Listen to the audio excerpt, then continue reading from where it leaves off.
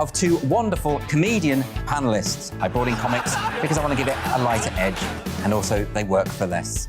See you there.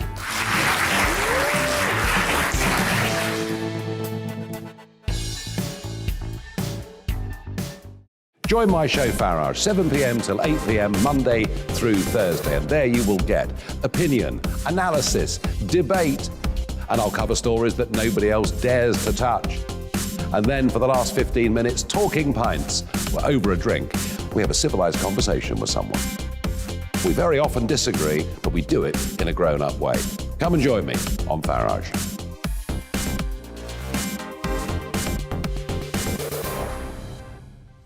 I'm Colin Brazier. I've reported from more than 70 countries around the world, covered wars from Afghanistan to Iraq, from Lebanon to the Balkans. I'm trying to bring that experience, that feel for events, to the studio. And something else. I'm ready to give an opinion. Today's stories with a spark. Brazier from 8 p.m. weekdays on GB News.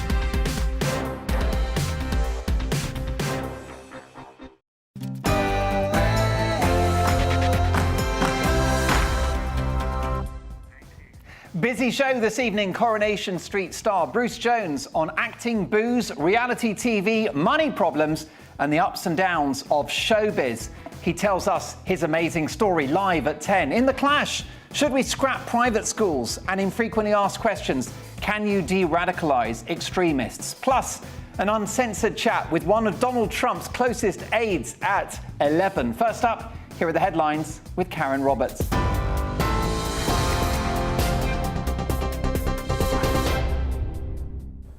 Hello, I'm Karen Roberts. These are your latest headlines. Alok Sharma has called for a final injection of can-do spirit in the final day of COP26, as a 6 p.m. deadline is missed by delegates, meaning talks are expected to go on into the night. The Climate Summit's president said the draft of the agreement is not yet done. The latest version appears to back away from a call to phase out coal and fossil fuel subsidies completely. US Special Envoy for Climate John Kerry emphasised the need for decisions to be finalised. We have to live up to the expectation of young people who don't want this place just to be a place of words. It has to be, in the next hours, a place of action. And if it is indeed existential, then we can't just say it is, we have to behave like it is. The Prime Minister has warned these storm clouds are gathering over rising COVID cases in Europe. Coronavirus deaths rose by 10% across the continent in the past week, and the WHO have warned that the region is back at the epicentre of the pandemic. The Netherlands has returned to a partial 3-week lockdown to tackle rising cases, and Ireland will announce next week whether it will order people to work from home. If you can get it, it's a great thing. The levels of protection it gives you are terrific. And so people over 50s that we're now calling forward, they should come and get it. What I'm also saying is that if we don't do it fast enough, we can see the potential risks to the state of the pandemic in what's happening in other parts of Europe. The chair of Essex County Cricket Club has resigned over an allegation of racist language at a board meeting in 2017. John Farragher stepped down yesterday evening. He's denied any wrongdoing. The club says it will review why the incident was not fully and independently investigated at the time. Durham University has defended its decision to offer safety advice to support students who have become involved in sex work. Durham said the training was brought in following requests over the years by students and that they were acting responsibly by offering advice. However, Higher and Further Education Minister Michelle Dolan said she was deeply concerned by the move. And ABBA has returned to the top of the charts for the first time in 40 years with their latest album. Called Voyage, it became the fastest-selling album of 2021, racking up 204,000 chart sales in its first 7 days. The album is ABBA's 10th #1 record in the UK since The Visitors, which was released in 1981. You're right up to date. Now back to Mark Dolan tonight.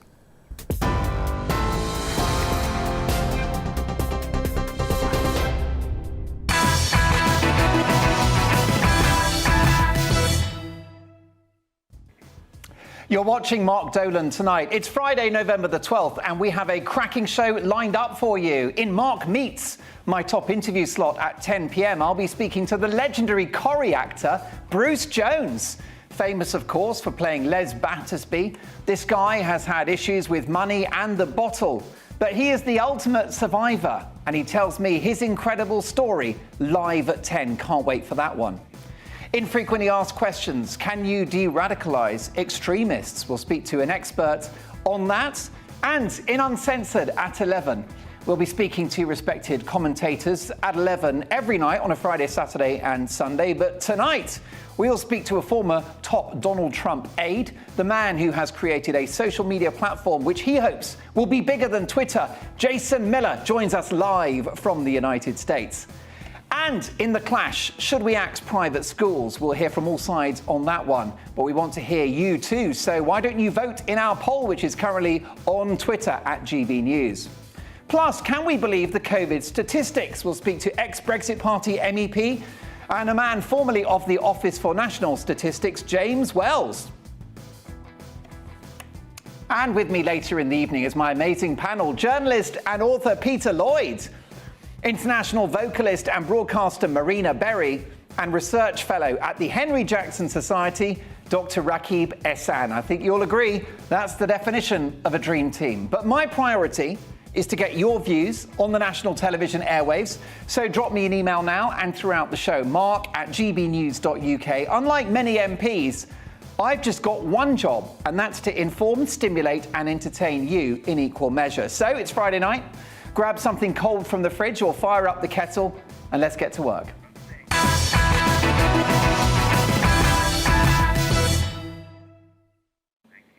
The NHS is being brought to its knees, even in the absence of any major COVID surge, according to official data, laying bare how A&E departments, ambulance crews and hospitals are already struggling to cope before winter pressures have truly kicked in.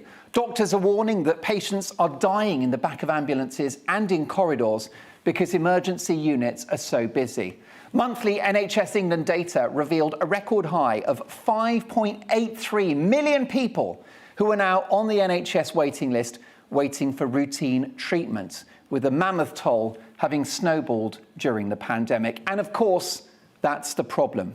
This chaos isn't as a result of the pandemic. It's a result of the policy. The cruel irony is that the devastating COVID measures inflicted on the British people, which were all designed to protect the NHS, appear to have now hastened its demise. I predict that in the years to come, with people so desperate for treatment they go private, the NHS will become like the BBC, a service we all pay for, but not one we all use. And the COVID measures have exacerbated the spiralling non-COVID death toll, which of course will dwarf that of COVID, a nasty virus, yes, but one non-fatal to the vast majority of the population. Don't forget, a third of you, the asymptomatic, were told to act like you've got COVID. Amazing, isn't it? We stopped the world for a virus that millions have been told to pretend they've got.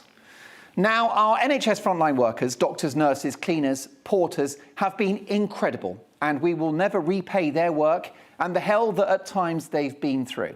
But as an organisation, the NHS closed its doors to the public, in the case of GP surgeries, literally chaining the doors shut, and we are now paying the price. I hate to say it, but I told you so. The National Health Service became the National COVID Service, at the expense of far worse illnesses like heart disease and cancer. And a major aggravating factor was the doomed attempt to make the NHS COVID secure. What does that mean? A bit like the 37 billion quid test and trace system, it didn't work, with the Telegraph reporting that over 11,000 people who went to hospital to be treated for other illnesses caught coronavirus during their stay and subsequently died. And since day one, thousands of frontline staff have been sat at home, self-isolating because they were pinged on their phone. Go figure, they worked in a hospital. In many cases, healthy, virus-free anaesthetists, nurses and surgeons were sat at home for weeks on end, twiddling their thumbs and watching Netflix. How is that not going to create a health crisis? But it's not about your health, is it? Now, this is just my view, but I think the policy should have been, if you have symptoms or if you're vulnerable, stay home. Otherwise, get to work and treat people and save lives. In the end, many medics were ignoring the ping for that very reason. Who could blame them? When will we accept that you cannot control this virus? It was so arrogant of governments and scientists to think we ever could. It's never happened in human history. Why are we so special? The virus will do what it's going to do. Virus gonna virus, folks. Lockdown-loving, mask-mandating Germany and Austria, for example, are seeing their cases go through the roof. The soft touch approach of Sweden continues to embarrass policymakers here and across the world. Sweden remains the elephant in the room, the inconvenient truth. Why have we resisted the idea of more healthy people getting COVID and recovering, given the world-class immunity that it bestows? Some epidemiologists believe that that's why our cases here are in good shape in England as a result of our Sweden-like approach since Freedom Day on the 19th of July. Remember when that was reckless, but cases fell? And don't forget states in America like Florida, who lifted all restrictions months ago and now have the lowest rates of COVID in the whole of the United States. But it's not about your health, is it? We heard horrific statistics about hospital admissions from Amanda Pritchard, the head of NHS England, who told Sky News this on Monday. Take a look. We have had 14 times the number of people in hospital with COVID than we saw this time last year. I'm afraid not. The latest published data on COVID-19 hospital admissions in England show that, in fact, the number of people in hospital with COVID-19 is significantly lower than that of last year. The statistics for November the 2nd show 7,510 people in hospital with COVID in England, compared with 10,397 the same time last year. This headline from the NHS chief was seized upon by many of our rivals in the media, keen to push the doomsday COVID scenario. Except that this statistic was wrong. Amanda Pritchard is the new head of the National Health Service in England, but this isn't about your health, is it? I'm still waiting for her apology, by the way. I won't hold my breath. And there remain nutty professors, opposition voices in Parliament, and commentators in the media who still want Plan B restrictions, mask mandates, social distancing, and work from home orders, which Whitehall officials have said will cost another 18 billion quid. No firm evidence that they even work. If the country is broke and needs more money for the NHS, social care and everything else, how is that going to help? But it's not about your health, is it? When it comes to all of the pandemic measures, the burden of proof should always have been on policymakers to demonstrate that this extraordinary damage to our economy, our society and our lives was justified. That proof was not forthcoming. There was no cost-benefit analysis in advance. And now all I can see 18 months on is all cost and no benefit whatsoever. Has the data from other countries who took a different approach not given policymakers pause for reflection? Well, quite the opposite. In what is either an example of stubbornness or Olympic-level arrogance, these voices want more of the same. But it's not about your health, is it? And we're in a pandemic so bad, apparently, that the government can afford to fire up to 60,000 dedicated care workers, cleaners, nurses, cooks, medics, who have slaved away on very low wages throughout the pandemic and who have lost their job as a result of not being vaccinated. New Health Secretary Sajid Javid, known to his friends as the Saj, has ushered in this devastating, illogical and cruel policy and set up another self-inflicted health and humanitarian crisis. Now, I welcomed his arrival after Matt Hancock, but he has been a huge disappointment. No jab, no job Javid should be out of a job himself. But it's not about your health, is it? They closed the gyms for a year and a half, but kept the fast food joints open. You couldn't make it up. They closed schools. Kids' immune systems are reportedly now weakened from being locked up for so many months, not exposed to the usual bugs they'd get at school. But it's not about your health, is it? Or that of your kids. Social isolation from lockdown has caused huge mental health issues. Mental health services are overwhelmed, but it's not about your health, is it? At the height of the pandemic, 80% of admissions to intensive care in America were among the obese. 80%. COVID impacts the very old and those with serious comorbidities, absolutely. But beyond that, COVID is largely a lifestyle-related illness. BMI is a deciding factor. Your weight and metabolic health are key. Look at Boris himself, who almost lost his life to the virus. But still, almost 2 years on, no conversation about diet, about lifestyle, about supporting your immune system to fight the next inevitable virus. Remember that, the immune system? Well, the answer apparently is not to eat less processed food or go for a walk or lift some weights. The answer apparently is a jab in your arm. That's the only answer, so they say. But vaccinated people are still getting ill. I'm so confused. Look, I'm double vaccinated. I welcome it. It's fantastic against serious illness and death. But it's not the silver bullet that we were promised. Throughout this pandemic, the extraordinary power of the immune system that I've dared to mention on national television has been ignored in favour of a pharmaceutical application. Because it's not about your health, is it? So what is it about? Well, it's about politics. Lockdowns were a symptom of governments desperate to be seen to do something, even though they were an unevaluated, unproven scientific experiment and went against 40 years of agreed pandemic planning. The masks are there as a political statement, in my view, and a reminder that you should be afraid. And the arrows in supermarkets, those bloody arrows in supermarkets, and the plastic screens everywhere, just an example of the corporate world, always hypocritical, protecting themselves against any future liability by doing everything that they can to be seen to make us safe. But it's not safety, it's safetyism. Those plastic screens have since been discredited, by the way, with research suggesting they may actually trap the aerosols, helping the virus to linger in the air. But they're still there in most shops because this isn't about your health, is it? The measures we've seen and will continue to see are the result of a generation of politicians and scientists who panicked and are now wedded to the approach of mask mandates, enforced vaccines and lockdowns. They have to stick with this narrative because to bin it at this stage would, of course, be an admission of defeat. I've got to hand it to the vaccine king himself, Bill Gates, for this remarkable moment of honesty. Check it out. Economic damage, the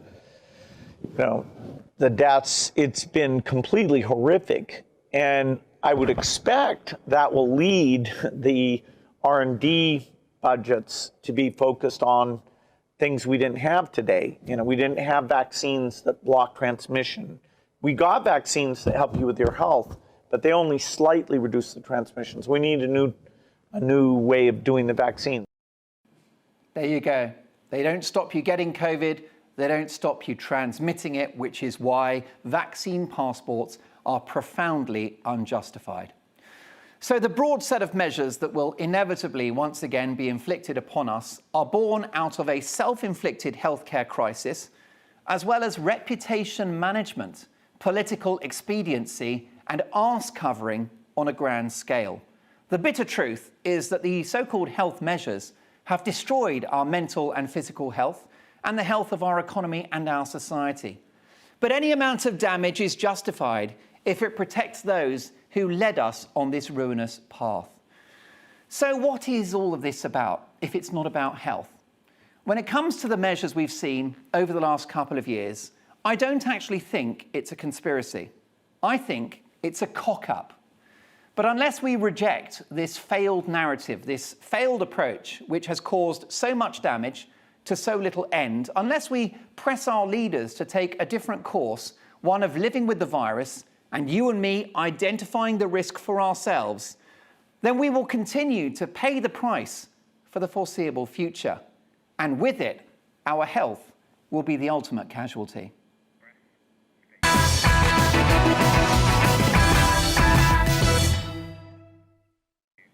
Reacting to all the big stories of the day and looking at tomorrow's newspaper front page headlines are my fabulous panel, journalist and author Peter Lloyd. International vocalist and broadcaster Marina Berry. It's not over until she sings. And research fellow at the Henry Jackson Society, Dr. Rakib Ehsan. Great to have all three of you with me. Peter Lloyd, can I start with you? Do you think that there's any hope that the authorities will change tack, given what we know now about these pandemic measures? No, I don't think so at all. I think you absolutely nailed it there in your monologue when you said that they are so proud that they will not recede and correct the measures that they've used so far. They don't want to lose face. They don't want to embarrass themselves. They don't want to admit that they've been wrong. So they're just going to carry on down the same track, insisting that their approach so far has been correct. And it will just be this now in perpetuity forever. It's depressing, I know, but I'm afraid that is what I think is the future.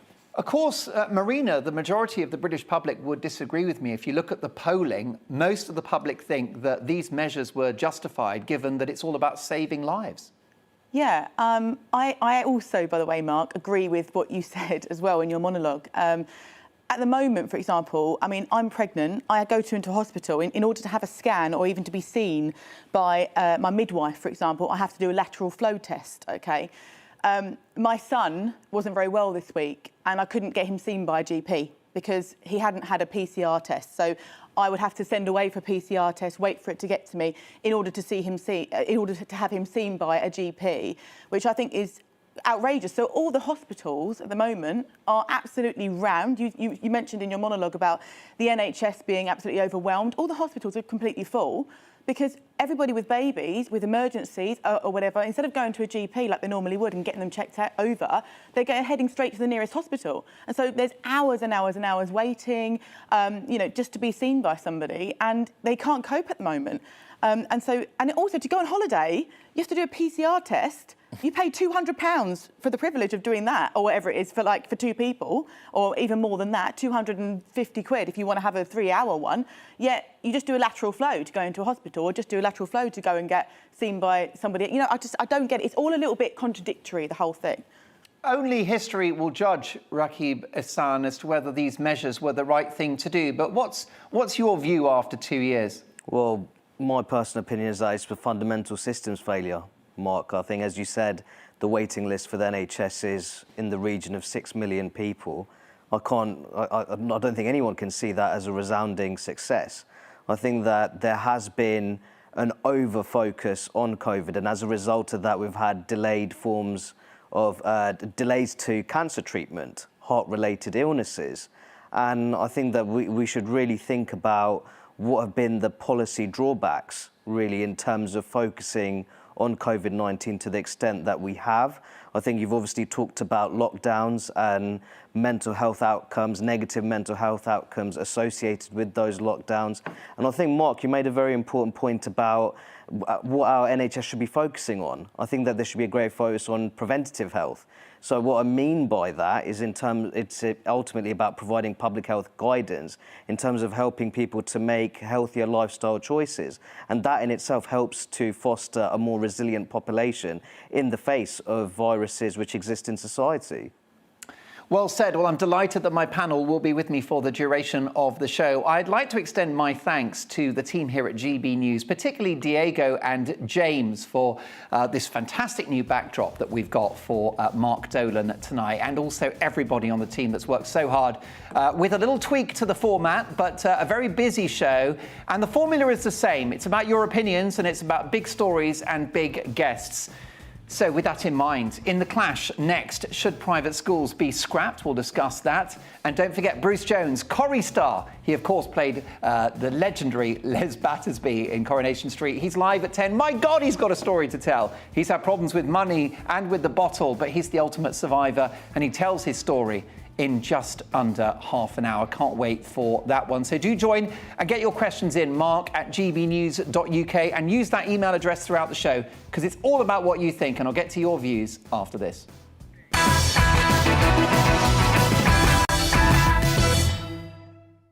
You're watching GB News live across the UK and the world on our digital stream. GB News is Britain's news channel. We are the UK's home of discussion and debate from all perspectives. We are here for you. Don't forget to join our YouTube community by clicking on that subscribe button. And if you want the GB News app, you can click and catch up on programmes anytime. We love to hear from you, so email us. gbviews@gbnews.uk. Thanks for being part of the GB News family. My name is Andrew Doyle. Join me every Sunday evening at 7 p.m. for Free Speech Nation.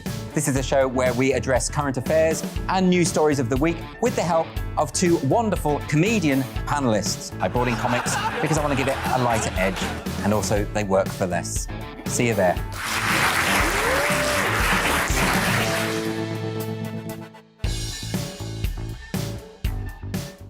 Join my show Farage, 7 p.m. till 8 p.m. Monday through Thursday, and there you will get opinion, analysis, debate, and I'll cover stories that nobody else dares to touch. And then for the last 15 minutes, talking pints. We're over a drink. We have a civilized conversation with someone. We very often disagree, but we do it in a grown-up way.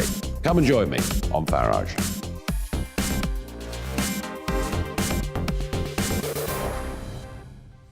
I'm Colin Brazier. I've reported from more than 70 countries around the world, covered wars from Afghanistan to Iraq, from Lebanon to the Balkans. I'm trying to bring that experience, that feel for events, to the studio. And something else, I'm ready to give an opinion. Today's stories with a spark. Brazier from 8 p.m. weekdays on GB News.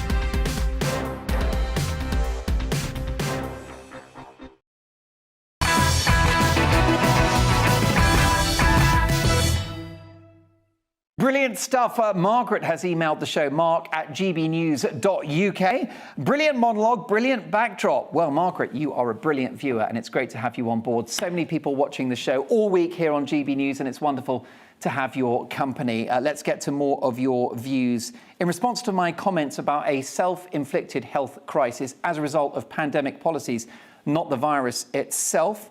And this is from Aid. Hello, Aid. Thanks very much for your email. Aid says, I agree with you, Mark. It's not about our health. The frightening thing is they seem unconcerned, not bothered that they've been found out and plan to press ahead regardless. It's scary what's going on. We are in a dark place. I have to say, I don't disagree with you there, Aid. It's a worrying thought, but I agree with the sentiment of what you've said. How about this from James? Dear Mark, the NHS costs taxpayers £158 billion a year.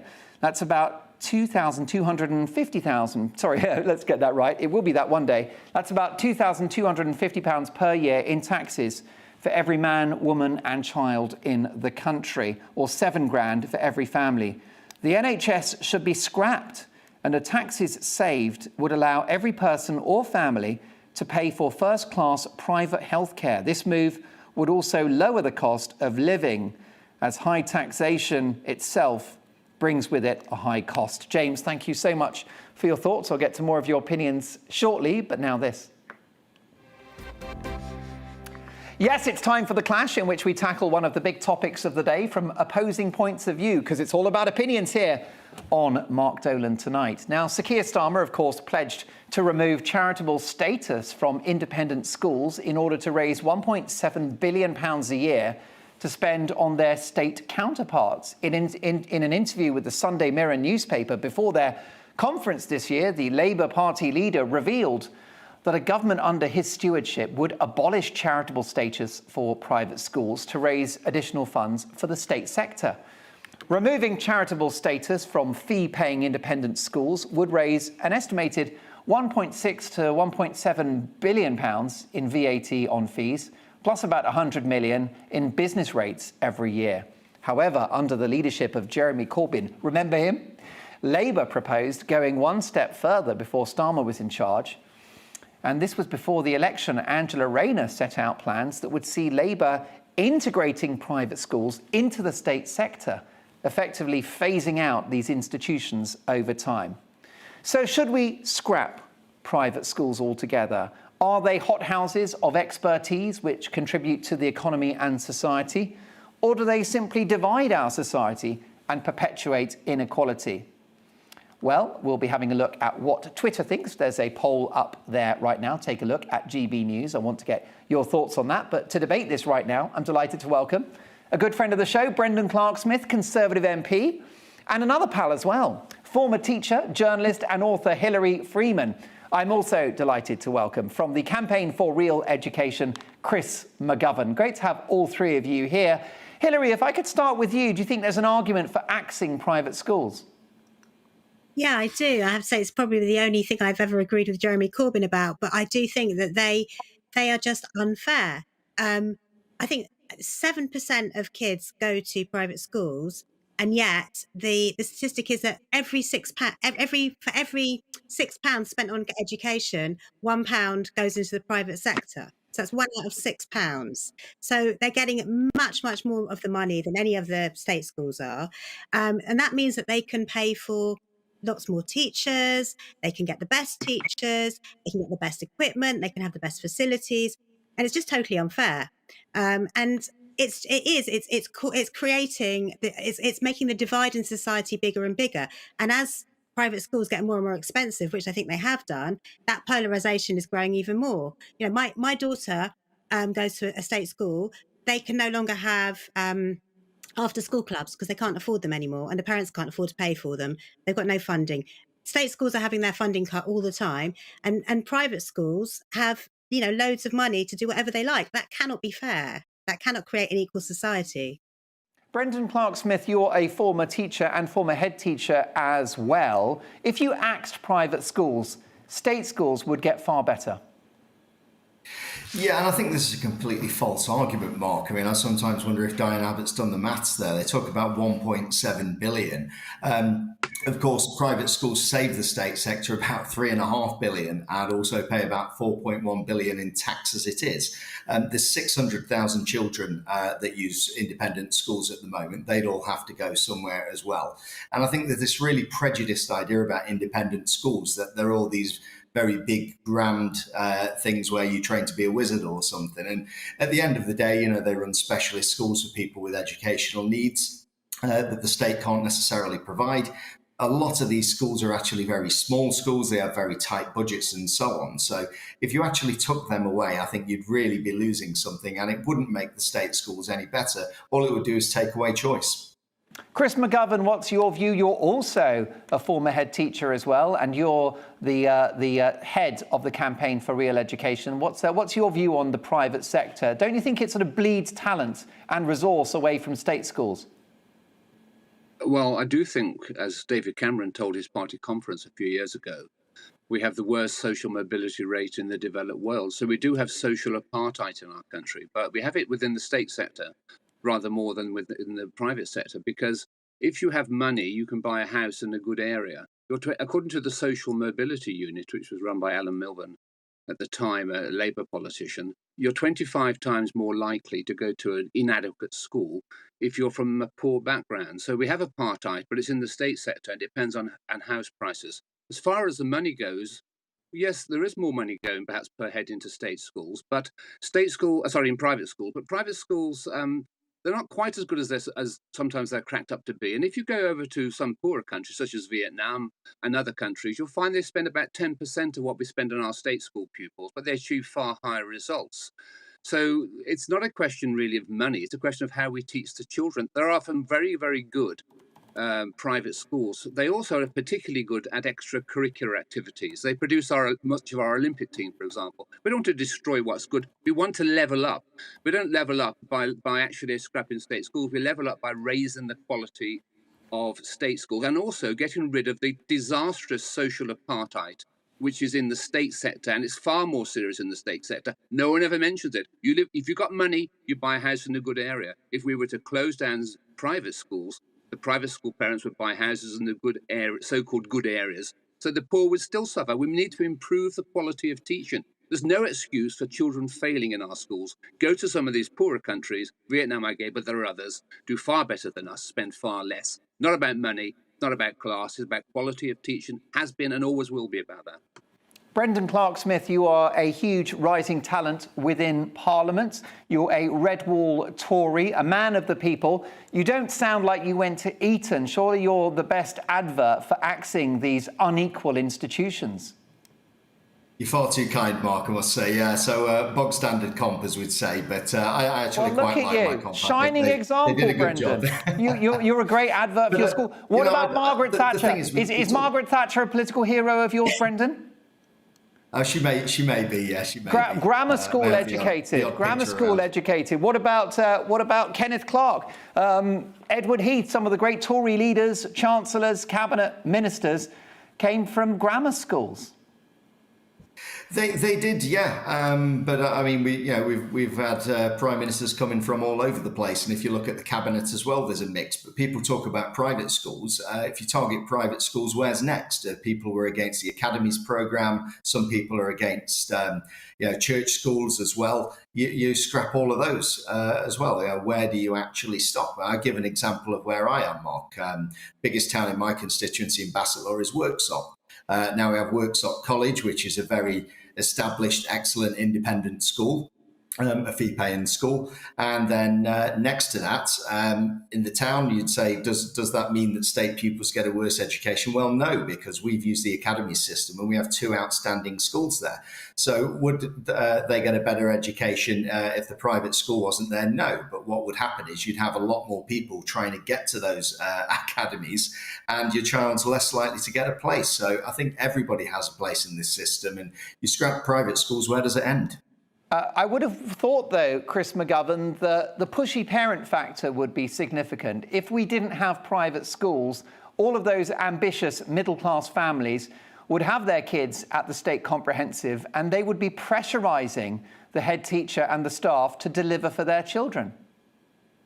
Well, yes, the pushy parents are always pushed through. But as I said earlier, a lot of pushy parents are in the state sector, and they are buying houses next to good schools. The pushy parents are always... We do need to worry and be concerned about the number of children who are failing, particularly as a result of the lockdown and the pandemic. Look, we are suffering as a society from the poor quality of our education system. It isn't good enough. You know, just to put this thing in perspective, we go on about this, how great these private schools are. And look, I was the head of a private school and I also worked in the state sector, but there are some great schools in the private sector. But according to the OECD, the number crunchers internationally, if you look at our math standards, well, the math standards of the street cleaner in Shanghai is ahead of our average and our best private schools. That's where we really are. So we need to look at educational standards. It is inexcusable. And it's really shameful that we have so many children in this country who are failing.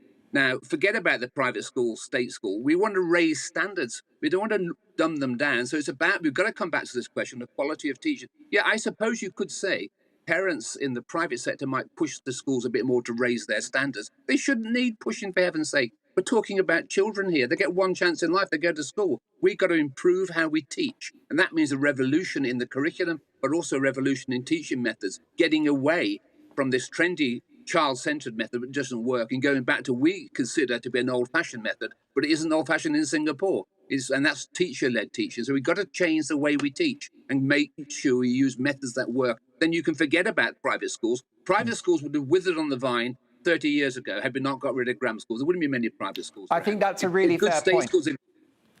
If there are good state schools around, you wouldn't have private schools.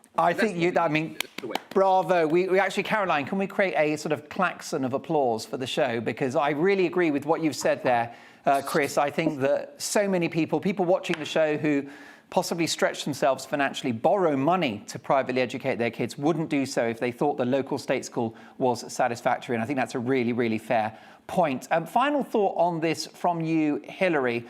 The issue you've got is that perhaps if you started an educational system today from scratch, you wouldn't have private schools. But we are where we are, and some of these institutions are world-class, whether it's Westminster School, UCS, don't know why I've mentioned that one, Westminster, I've mentioned Eton, you name it, right? But we have the creme de la creme of secondary schools in this country. Many rich oligarchs and billionaires travel across the world to come and live in the UK because our private schools are so good. If you were to axe them, you would be removing these elite institutions. well, would that be such a terrible thing?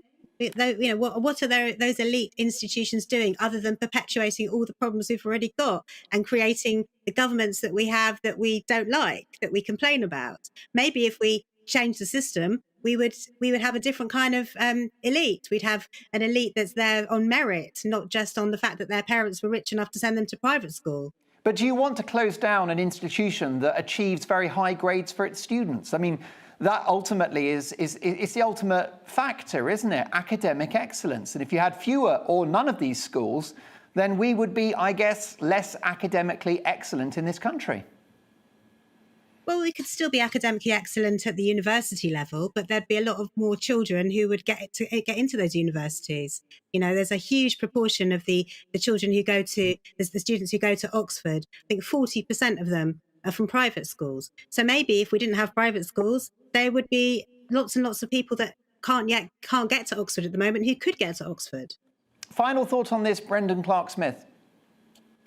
Well, I think we forget about some of the good work as well that independent schools do. They give about 450 million in bursaries. There's 11,500 partnerships they do. So schools locally to me, they go to do science lessons in local primary schools. They let people use the facilities. So, you know, they're not bad guys. They're part of the system. And the real thing is that we want an outstanding education for all children. And as already alluded to, that's really the key thing. And, you know, it's like you look at your house and your car. I'm not bothered about what my neighbour's doing, so long as I've done a good job for my own family, some people would say. And education is a similar thing. Let's concentrate on our own education and get an outstanding education for everybody first, instead of looking green with envy at places that are successful. Great to be joined by three good pals of mine, all of them excellent examples of a fine British education. Brendan Clark-Smith, Conservative MP and former head teacher. Also from the Campaign for Real Education, another former head teacher, Chris McGovern, and the brilliant journalist and broadcaster and regular on the panel here at GB News, Hilary Freeman. Look forward to catching up with all of you soon. Well, what do you think? Should private schools be axed or at least taxed more heavily? Your verdict is now in. 21% of you believe that private schools should be banned, whilst the majority of 79% say no. I'll get to more of your thoughts on that shortly. But after this, how accurate are the COVID statistics? Can we believe them? We'll speak to somebody that used to work at the Office for National Statistics, because there are lies, damn lies, and statistics, aren't there? We'll analyse that next. Don't forget, at 10 o'clock, it's time for Mark Meets. That's right, the big interview slot on the show. And tonight, I meet Coronation Street legend Bruce Jones. Of course, he played Les Battersby on The Street, that infamous, notorious taxi driver. And I tell you, Bruce has had a life. He's had a few issues with the bottle, with money, but he's a born survivor, and he tells us his story at 10. So get your questions in via email to mark@gbnews.uk. Don't forget, at 11, in Uncensored, we're going to speak to a top Donald Trump insider, a man that saw Donald Trump a matter of weeks ago, and he'll give us the latest. Plus, he's launched a platform to rival Twitter. Can he succeed? So it's all happening, lots to get through. I'll see you in 2.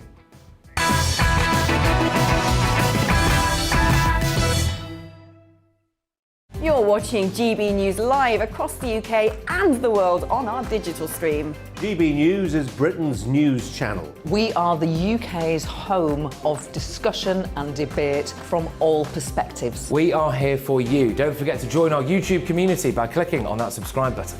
And if you want the GB News app, you can click and catch up on programmes anytime. We love to hear from you, so email us. gbviews@gbnews.uk. Thanks for being part of the GB News family.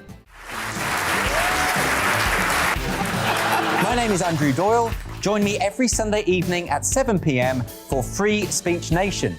This is a show where we address current affairs and news stories of the week with the help of two wonderful comedian panellists. I brought in comics because I want to give it a lighter edge, and also they work for less.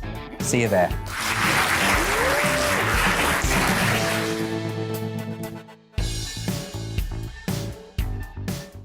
Join my show Farage, 7 p.m. till 8 p.m. Monday through Thursday. And there you will get opinion, analysis, debate, and I'll cover stories that nobody else dares to touch. And then for the last 15 minutes, talking pints. We're over a drink. We have a civilized conversation with someone. We very often disagree, but we do it in a grown-up way. Come and join me on Farage.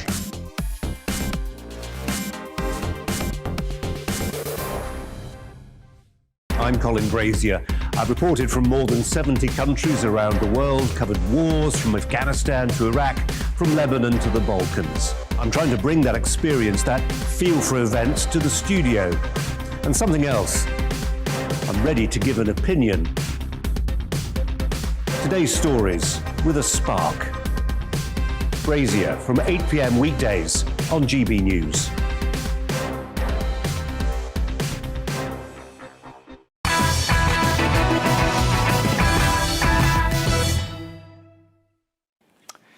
Lots of emails coming in response to my monologue. I believe that this is a self-inflicted health crisis. You can catch the monologue. Just go to our Twitter feed at GB News.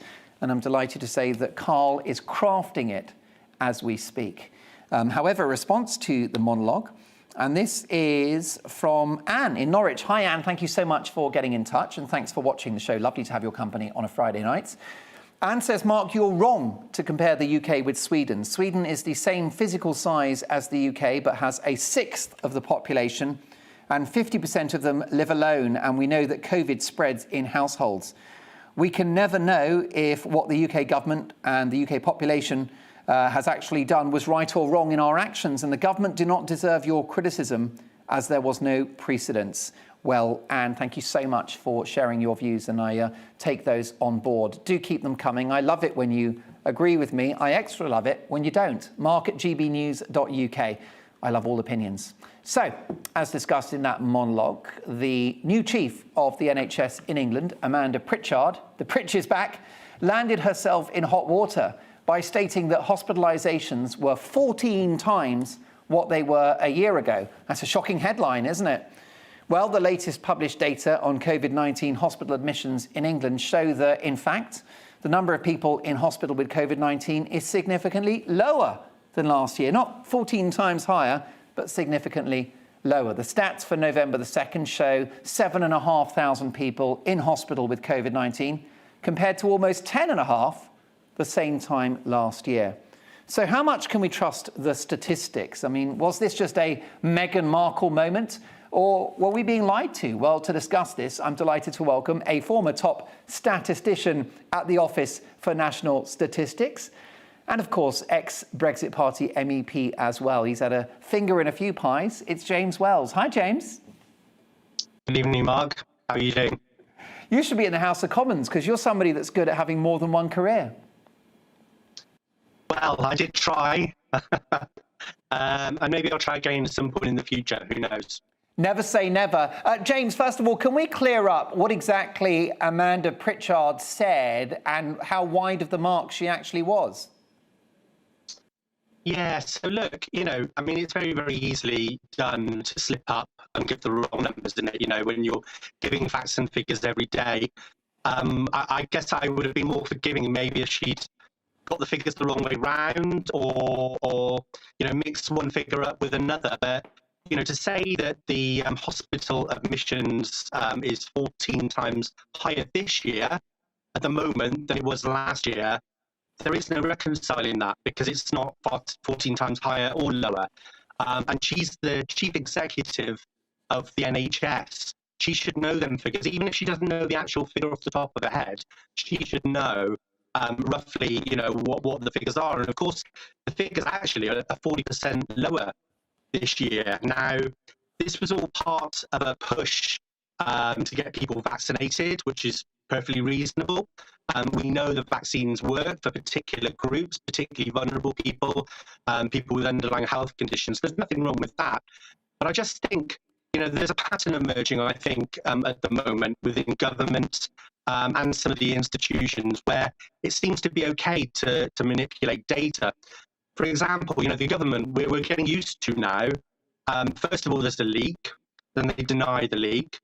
Then later on, they say, oh, well, we're thinking about that. Actually, we might need to do that. And then they say, oh, no, we're definitely not going to do that. And then we find out all along, they've been planning what it was they were talking about all along. So, the government, and the problem with it is it undermines the public's trust in government and in information that they get on important things like health campaigns. And, you know, I spend a lot of time on Twitter and Facebook, and I've definitely noticed the number of people that really just do not believe anything the government says now is growing. There's a huge amount of people, and the problem is once you've lost them, that's it, you know, and even if, you know, really, really important key message that needs to be conveyed comes out, it's too late. You've lost the trust. So it's really, really important. It matters. Integrity, honesty, and transparency in the information that's given to the general public. I'm going to ask Caroline to have a little look at your sound because you're slightly interrupted there by a little glitch on the line. Apologies for that, James. A fascinating answer. So we're just going to fix that briefly. I also want to bring my panel in, Ross, when you get a second. But whilst we organise that, let me get to some of your feedback on the issue of the NHS. For example, George says, Mark, it's all smoke and mirrors and lies. I'm 68, type 1 diabetic. I've got cancer and I've had no jab. I had COVID, I recovered because I'm fit and have an immune system. Well, George, thanks for your email, and I do wish you well. You clearly are in the wars at the moment health-wise, and I hope you make a swift recovery. A privilege to have you watching the show, sir. How about this on the NHS from Gillian? Hi, Gillian. Thanks for your email and thanks for watching the show. Hi, Mark. Everything that you said at the beginning of your show, I've been pushing a lot of what you said on Facebook since the pandemic began, with some pretty awful comments in the process. And well, there you go. Thanks for your support, Gillian. Of course, I could be wrong, but it's all about debate, isn't it? We were also busy, says Gillian, protecting the NHS. We actually failed to look at what these same scientists were doing, slowly locking us down, destroying the economy and the country, and then introducing their restrictions, which all allowed them to have a level of control. Once you give people that level of control, they're not likely to give it up. There we are. Well, look, I could read the whole of that email because it's fascinating. I will read it to myself during the break. But Gillian, thank you for your thoughts, writing to me from fabulous Leicester, which is surely the jewel in the crown of the East Midlands. Let's bring my panel in. I'm delighted to have fantastic Rakib in the studio with me, of course. Rakib Ehsan, his research fellow at the Henry Jackson Society. Peter Lloyd, journalist and author, and Marina Berry, singer and broadcaster. Marina, do you lose confidence in the authorities if you find that they suggest that hospital admissions were 14 times what they were a year ago, and then on closer inspection, the opposite's the case? Yeah, I mean, I don't know what to believe anymore. And I found myself in a predicament a few weeks ago, actually, when faced with, you know, you should have the jab. I'm pregnant, OK? I'm 24 weeks pregnant. You should have the jab. Now, I am all for having vaccinations and jabs, so I am pro-vax, OK? Oh. But when you're pregnant, you then question it because you have a living being inside you that you also have to think about. So I was faced with this predicament, and had I known 2 years ago I'd have to have a jab or be you know, sort of told I should have a jab that was so new and not really trialled, you know, for many years, etc., I would have had kittens, you know. So anyway, I was faced with this predicament and decided, based on statistics, okay, that I would have the jab. I had the jab before I was pregnant, but I'm talking about the second jab. So based on statistics, that they said something like, I mean, I'm kind of going back a little while now because I've got baby brain, so I can only remember the last 2 days. But somebody said it was something like just over 99% of pregnant women in hospital that were really quite ill with COVID were unvaccinated. And then I was given the horror stories of the things that could happen in your third trimester if you were not double jabbed. And of course, as soon as I was given those horror stories, that was it. My mind was made up because I'm not going to risk that. So I had the jab. You're stuck between a rock and a hard place. What do? Sat in that waiting room thinking, am I doing the right thing? If I didn't have it, I'll be thinking exactly the same thing. Have I done the right thing by not having it? So going back to your original question, Mark, sorry, I'm going on a tangent here. No, it's good. But yes, the thing is that you want to trust the government, you want to trust the statistics, because that's all you have got to go on, because you don't know anything else. You know, it's all you can hear, it's all you've got to go on. But then I go on Facebook and social media, and I have friends of mine and people that I know, you know, who are colleagues, etc., who are dead against everything that's going on, saying if you're getting the jab, you're mad, of course, then that makes you feel even worse, and then you're rethinking the whole thing. So I do think with these big sort of statistics, you do end up thinking, well, hang on, where are they getting them from? Where's the proof of them? Are they accurate? Are they, you know, what are they scaremongering us into having the jab? Why? Your mind ends up on absolute overdrive. And I've been like that for a while now. And I still think about it now. Did I do the right thing having it? But we don't know, because it's so early. That's the thing. There's no research. It's like the whooping cough jab, for example. You know, I think 2012, I think that came about with pregnant women. So there's a bit of research done on it. You know, you can look at the statistics, etc. These are so recent. How do you really know what's going on and what the statistics are? Well, I think you're entitled to worry about it, and you are expecting a baby, and actually any individual has the right to do their research and make a decision about what goes into their body based upon their own personal risk assessment, which is why I think, you know, no jab, no job is so wrong. Delighted to say that James Wells is back with us. And James, look, I certainly wouldn't suggest that Amanda Pritchard, the chief of NHS England, has lied. I don't think that's the case. You know, you can interpret statistics in a partisan way if you so wish, but I don't detect here misinformation. In fact, generally, I trust all of the COVID statistics, but I don't trust the way that they're framed. So I think it might be technically, mathematically accurate, but I think that some of the stats in the course of the pandemic have been weaponized for political ends. What's your view? Yeah, exactly. And obviously, you know, one of the main reasons I came on the show was to talk about a statistic that ONS published this month. They released a report which basically the main findings of it say that if you're unvaccinated, you're 32 times more likely to die. Now, that's quite a striking statistic. And listening to someone on your panel there talking about the decisions that people have faced, you know, I've got in my mind some young mum with a teenage son. He's very confused at the moment because the JCVI said we shouldn't be vaccinating children. Then the government overturned it. And, you know, and Sky News and other newspapers printed this as a headline. And I started to look into the data, and it's so misleading. That 32 times figure, you can only achieve that if you select a very, very specific time series. So they started the time series in January, and then it ended in September. Now, there was a huge spike in deaths in January and February, which are all captured, or the vast majority, as unvaccinated, because, of course, hardly anyone was vaccinated at that point. And this is during the winter months, when we would expect more people to die from respiratory diseases. And then the comparison group is collected in the main, the number of cases is collected across the spring and the summer months, because the time series ends in September. And then the two data sets are compared. Now, if you take any date or time period within that analysis period, you get a totally different result. There's also the fact that, you know, when we count all those people in January, February as unvaccinated deaths, well, what we don't know is how many of those people would have died anyway if they had been vaccinated. Now, the report in itself, like you said, the calculations and the maths is all correct, but it's the fact that ONS has led with that 32 times statistic and allowed the newspapers to all print that, when actually it is an artifact of the data and it has no real meaning to anybody who would be reading that in the general public. And I just think, you know, again, when I was at ONS, we had it hammered into us: integrity, transparency, and quality. And part of that quality and transparency is how you communicate the statistics so that people understand what that number is. Because otherwise, like you said, it's lies, damn lies, and statistics. James, you must come and join us in the studio really soon, and we sorted out the sound as well. Brilliant to have you on the show. Catch up shortly. James Wells is on Twitter. Follow him, always illuminating stuff. Lots more to come. After this, Coronation Street star Bruce Jones, Les Battersby on his amazing life story.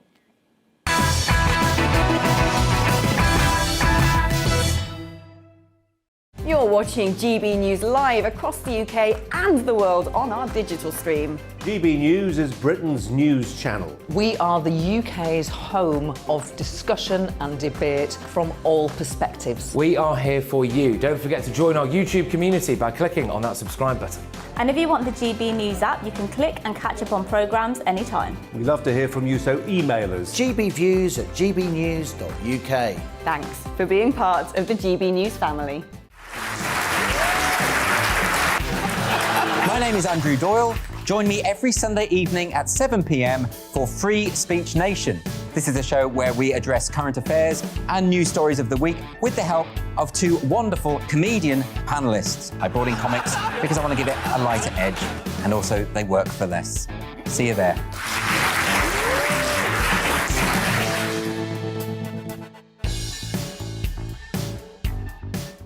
Join my show Farage, 7 p.m. till 8 p.m. Monday through Thursday, and there you will get opinion, analysis, debate, and I'll cover stories that nobody else dares to touch.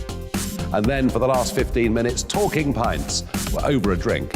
We have a civilized conversation with someone. We very often disagree, but we do it in a grown-up way. Come and join me on Farage.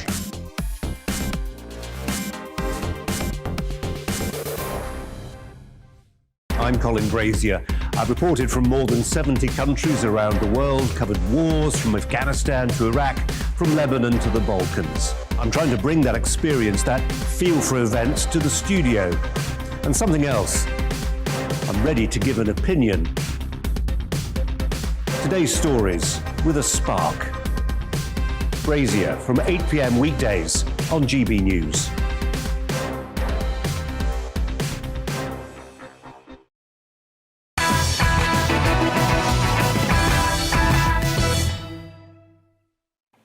Coming up in just a few minutes, a Coronation Street icon, Bruce Jones, who played Les Battersby in the hit soap, will be joining us, so you won't want to miss that one. This is a guy that's had problems with the bottle and with money, but he has lived to tell the tale, and he'll tell us his amazing story in just a couple of minutes' time. Plus, in FAQs, frequently asked questions, we'll ask, is it possible to de-radicalize extremists? We'll speak to an expert on that one. And at 11, we will speak to a man who knows Donald Trump better than he knows himself. Is the orange one going to make a bid for the White House in 2024? So much to come, plus your emails, mark@gbnews.uk. It's a new set, a tweaked format, but the same big guests and big opinions, and it's all about your views. I'll get to those after the headlines with Karen Roberts.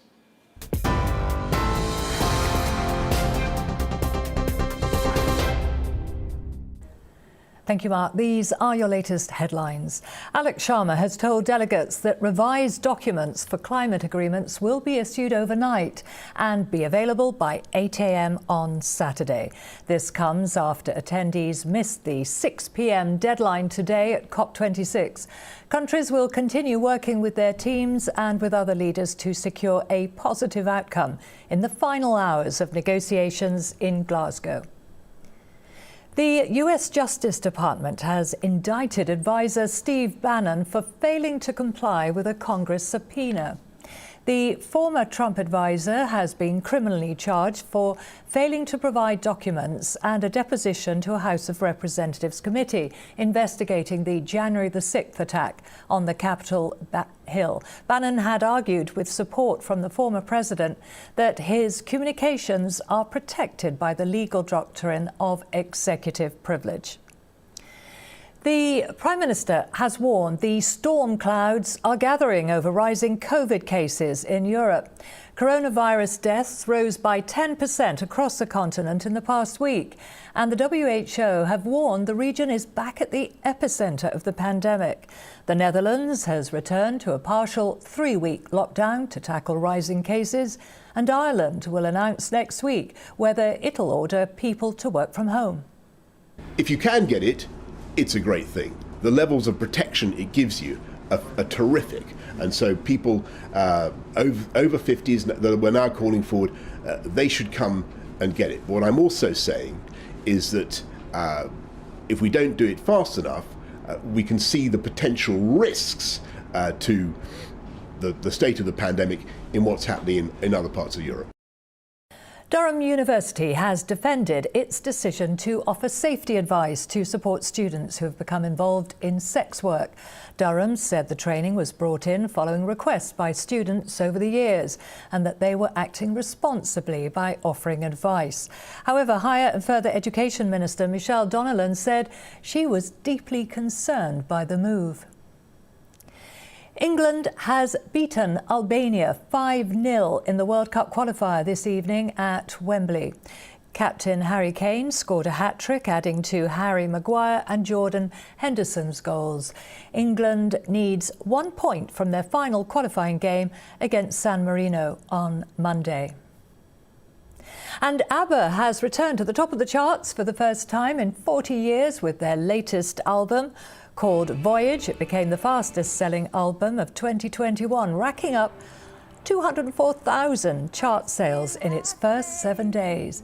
The album is ABBA's 10th #1 record in the UK since The Visitors, which was released in 1981. You're right up to date. Now back to Mark Dolan tonight.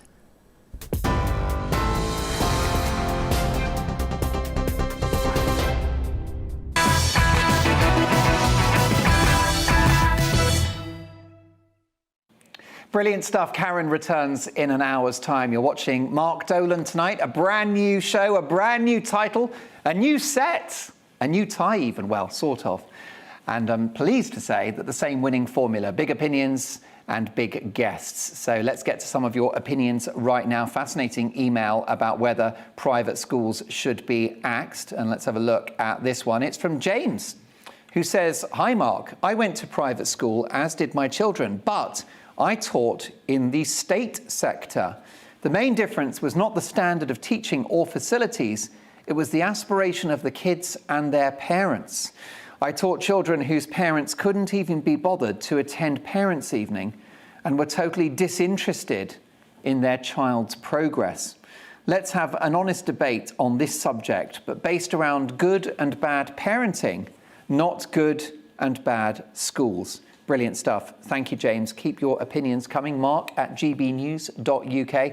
A really busy couple of hours to come. My panel will return shortly. They're currently making their way through the newspaper front pages for tomorrow. I'll get you the first take on that one. And also at 11 in Uncensored, we're going to speak to a former chief aide of Donald Trump, Jason Miller, is going to join us at 11. So will the Orange One make another bid for the White House? And is Jason Miller's new platform, which is called Getter, about to take over from Twitter? What do you think? We'll discuss all of that shortly, but it's time now for Mark Meets, in which I interview some of the biggest names in the world of politics, sport and entertainment, as well as people who simply have a big story to tell. Tonight, the legendary Coronation Street actor Bruce Jones. Bruce is a true legend of soap opera in this country. He was born in Collyhurst, Manchester, and was brought up in a traditional working-class household before he went to live with his grandmother in Wales, where he joined his school drama group at the age of 11. And that was the moment at which his dream of becoming an actor began. But it didn't happen straight away. First, he hit the comedy circuit. We've all been there. He was in a double act known as Clark and Jones before getting his big break as the lead character Bob Williams in the brilliant and moving Ken Loach movie Raining Stones, which highlights in devastating detail what poverty can do to a family. Raining Stones is one of the best movies I've ever seen in my life. It's devastating. I'd highly recommend it. Bruce's remarkable performance in that film won plaudits across the board, and the movie secured the jury prize at the 1993 Cannes Film Festival. Following this adulation and critical acclaim, a stellar future in acting beckoned. And in 1997, Bruce joined the cast of ITV's Coronation Street, famously playing the role of the outspoken rogue Les Battersby. Let's take a look at him in action. What the hell's going on here? He broke in, Les, and he run upstairs. Yeah, look what he's done to my CD player. It's barmy! I'm barmy? You're barmy. You and your whole family ought to be locked up, caring the community. It's a joke. You think so? Yeah. Ugh. Hey, nice one, Dad. One CD. Clearly damaged. Absolute genius. I tell you, I do love Corrie, but it's not as good now as it was then. Curly Watts, my goodness. Les Battersby. Well, Bruce has done everything, folks. Heartbeats, A Touch of Frost, the full Monty movie, the television drama Hillsborough, the list goes on. He's also flirted with reality TV, entering the celebrity Big Brother house in 2013. He tested his culinary skills on Celebrity Come Dine With Me. That's a very tough show to do, let me tell you. And he took part in Celebrity Wife Swap with none other than pop superstar Sinita. He's had his ups and downs, financial issues, and a fondness for the occasional drink. He's only human. But this man is a born entertainer and nothing if not a survivor. And I'm delighted to say that legendary actor Bruce Jones joins me now. Hi, Bruce. Hello, Mark. I've enjoyed your show tonight, mate. It's been fantastic. That's really kind. A very high praise coming from a showbiz legend like yourself, Bruce. What are your emotions when Mark, you watch that? can I say one thing in my life? Please. Mark, can I really say one thing in my life? I've never thought myself a star, famous, or a legend. I've always felt myself as an actor. I came off a council estate where we weren't supposed to do what I do. We were never supposed to do what I did from a council estate. I went to a grammar school, Mark. I'm glad you brought education up there. I got expelled from there because prefects threw us down hills and we got muddy and we went to school and we got done off the headmaster. And then I started to fight the prefects and I got expelled and I went to a secondary modern school where my life in Wales then contradicted to my life in England, and I went back on stage. I was getting expelled from a secondary school for fighting. I was always taught not to give in.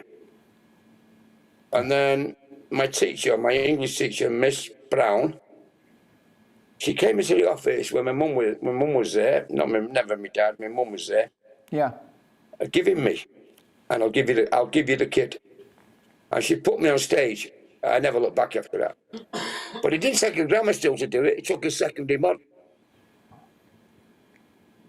Well, I'm so glad that you're here to tell the story. What were the circumstances around your move to Wales as a little boy, Bruce?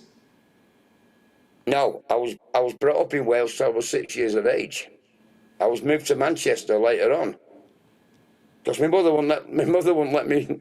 My mother would never let me learn Welsh. Why not? She just thought it was still a stupid language. My goodness, that's remarkable, isn't it? But obviously Wales is where you got the acting bug. What were your emotions when you were on stage? As you said, performing in a way that maybe a young working class lad wouldn't expect to perform. Was it an instant hit for you? Did you get the bug straight away? Yeah, I think I did it from a kid when I did an nativity play and people clapped. And I remember saying to mother, I said to my mother, why are they clapping? She said, because you did a great thing, son. I said, I want to wear that all my life. And that's what did it for me. I wanted to wear that clapping all my life. And it stayed with me and stayed with me and stayed with me. I never thought I'd get where I am now. And your first career move was comedy. Yes, I love comedy. And do you still do stand-up?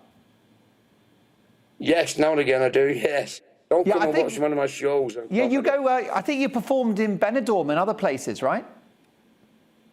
Yeah, I've done comedy here, there and everywhere. And I get full houses and I get great reviews.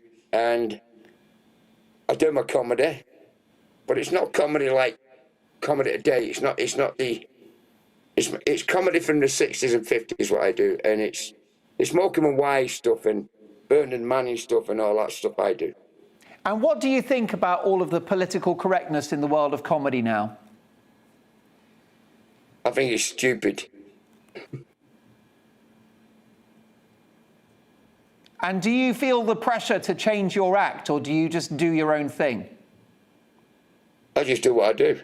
If you want to stand up and come and watch my show, come and watch it. But be prepared that you're going to get killed. Don't hit me with political correctness. I don't believe in it. Well, I think it's the enemy of all comedy and all creativity, to be quite honest with you, Bruce. So how do you come to work with the amazing, legendary director Ken Loach? Because, of course, you got the starring role in Raining Stones, which is one of the best films I've ever seen. How did that come about? Did you audition? No, I did I got a commercial for Viacal, and I did the commercial for Ken. But something went wrong in that commercial, so they wanted a new actor in there. Not a new actor, a new director. And they were going to remake it again. So I phoned Ken Loach up and said, this can't be right, can it? He went, no. So they got him back and we redid the commercial, and he went, I'll see you in 6 months, son. Okay, fine. And then I went back and saw my agent. And my agent said, we've had a phone call. Ken Loach wants to see you in Wilmslow. Okay, fine. And I went to this hotel and I met Ken. Then he sent me for again after that and again, and I did so many auditions, it was unbelievable. And then he said to me, he used to tap you on your shoulder, tell me your story. And my tap on my shoulder was a ball cock. A ball cock. Now, I'd been an eating engineer and a ball cock. So I told the story about a ball cock. And That's again, brilliant. It still shows that story. So. That is hilarious. And after that, he just said, stand up, Bruce, come with me. And I went to the office, he phoned my agent, he went, I'm giving Bruce Jones the lead role. Yeah. And that was Ken Loach. It was an incredible movie. I mean, I'll give you a very short synopsis for our viewers. The story of a man who cannot afford to buy his daughter a first communion dress and makes a lot of bad choices in an attempt to raise the money. So this is a guy, you know, who essentially, you know, he basically breaks the law and destroys his own life, really, but all because he wants to do better for his child. But Mark, we weren't allowed to them days. We went in debt. We did debt for the Catholic Church. I'm not a Catholic, but I had to learn how to be a Catholic for 6 weeks before I did the film. And I went to the Mass and I went to everywhere to learn how to be a Catholic, to know how this works. And I worked hard at being that Catholic for them 6 weeks. And then I learned how to do it, and then we did the film, and yeah, the film works. I won European Actor of the Year for that film. Well, the rest is history. It stars Ricky Tomlinson as well, of course, and he's a Ken Loach regular. So this must have led to Coronation Street. You became an international star at that point. So did you have to audition for Corrie, or did they just call? No, I was doing a film with Bob Hoskins called 24/7. I'd done 3 movies before, and then I was doing this movie with Bob Hoskins. And then I got a fortnight break. And we'd worked hard on that film, 24/7. And I had a fortnight break, and then my producer came up to me and said, I've had a phone call. Would you like to go and do another movie over the road in Sheffield from Nottingham? No, I want to go home. I'm not seeing my wife and my children for a while. Well, this is your mate's in there. Is your mate Sasvia, Robbie Carlyle? I went, Robbie? He went, yeah. He wants you to go and do this film. It's a cameo. I said, okay, I'll do it for Robbie, yeah. So I phoned my wife up. So I'm going over to Sheffield to do this sort of film, and I'll be back as soon as I can. Right, okay, you're filming. That's all you do. And it's hard on your wives. It's hard on your kids. So I went over the road, and I went there, and I did 24/7. Now, the thing with the full Monty was, I had a script. I had to take all my clothes off. So when I got there, I took all my clothes off and stood there, start bollock. And the director, no, we've changed your script. You're gonna be the kids, and then I'm going home. And no, you got to go to Granada. What? Granada want to see you tonight. I said, what for? He said, I don't know. I know I'd been to Granada and I'd been interviewed for a new series called The Chain Gang, which is a bit like Alvida St. Pet, really. I thought it's that, so I went down. Went to the Albert in Victoria next to Canada Studios. I met the producer of Coronation Street then. I didn't know who it was then, but I didn't have a clue. So we're talking about the films and the series and TV stuff I've done. And I thought, hang on a minute, where are we going? So I turned around to Judy Hayfield. Where are we going with this? I'll tell you in a minute. Now, I got there at 6:30. And they were plying me a drink and sandwiches and God knows what. I said, can I go home now? No, we'll get your car in a minute, but I'll take you home. I said, a car? I'll get a taxi. No, we've got everything sorted out.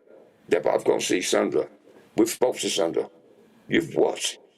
You've spoke to my wife, and I'm sat here, and I should be home. And the producer went, we've got this family. And he told me about this family.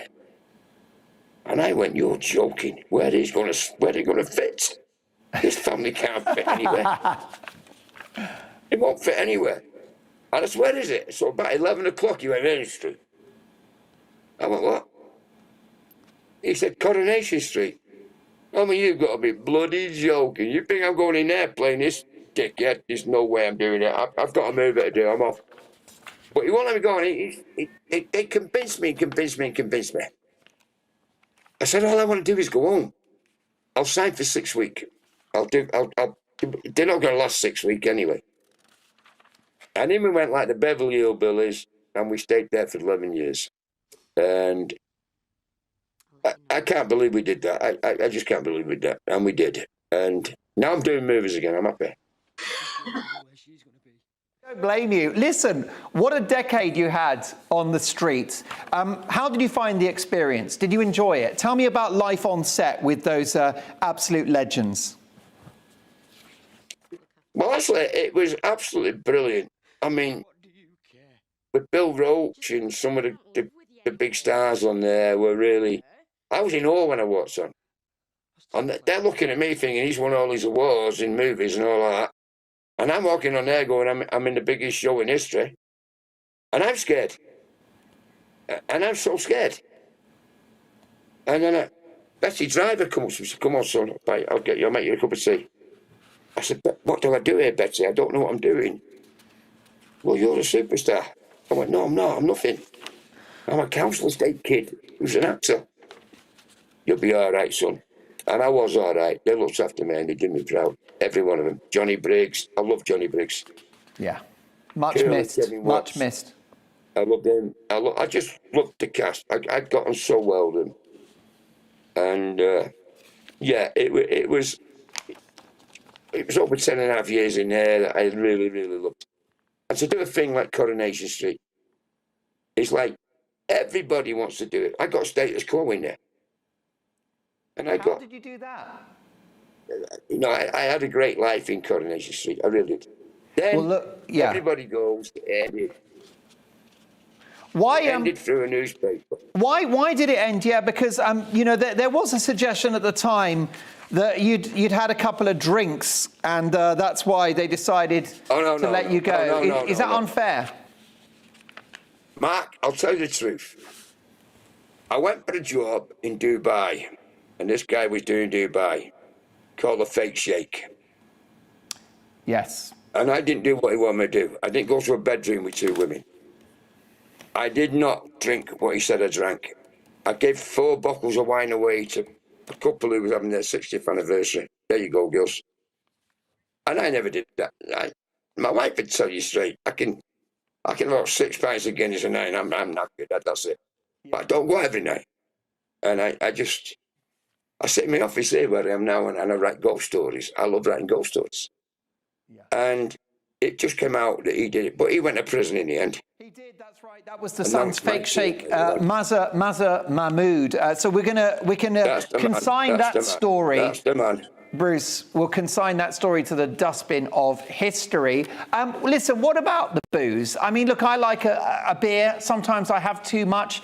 Has alcohol been an issue for you, Bruce, or has that been exaggerated? That's been well exaggerated, mate. I can go to a movie now and not even... I even can... If you get caught on one of my movies now, in the afternoon going for a drink, don't come back. Yeah. If I can't do it, you can't do it. Yeah, exactly right, because that's about being a professional, and obviously the times have changed, haven't they? What about money, Bruce? You must have made a few quid from your movie roles and Coronation Street. The Sunday People newspaper alleged that you lost £1 million. Is that true? I tell you what, not one Sunday paper can get the truth right. Not one Sunday paper. Any paper can't get the truth right. Do you know what? I could have sued the Star not long ago. Because they put in the Star, Bruce Jones is dead. Now, I could have phoned that paper up and said, you're going to court. I'm not dead. Why don't you check your results before you put things in papers? I wasn't dead. But they put in their paper the day. Do you think I won't buy these papers? And a lot of people won't buy these papers because of the lies they tell. And we all know we tell lies. So I could have sued the Star to death for that. In fact, I might do. Well, there you go. Lies indeed. And look, it's very clear that you're the consummate professional, that you've devoted your life and career to acting. Lots of questions coming in. Adrian on email. Bruce, who was your favourite Corrie character and actor or actress? You've mentioned the amazing Johnny Briggs, of course, and William Roach. Any other favourites? It's got to be Vicky Entwistle. Yeah. It's got to be Vicky Entwistle. And what was it about her that really, you know, charmed you? Of course, she plays Janice, your other half. Yeah. No, she was one hell of a great actress. We worked well together. Yeah. I loved her. I loved working with her.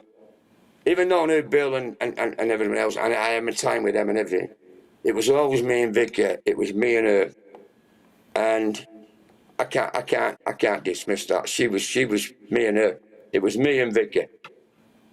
I agree. I thought you were the most incredible double act, you know, up there with Vera Duckworth and Jack Duckworth, I would say. How about this one from Thomas on Twitter? Wrong, I love Vera. I used to go out with Vera for a drink. Oh, did you really? Liz Dawn? I did go out with Liz Dawn for a drink in her pub, the Old Grapes in Manchester.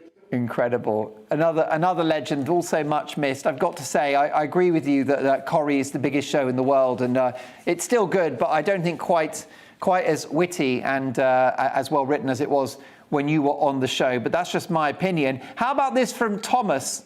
Will Les ever return?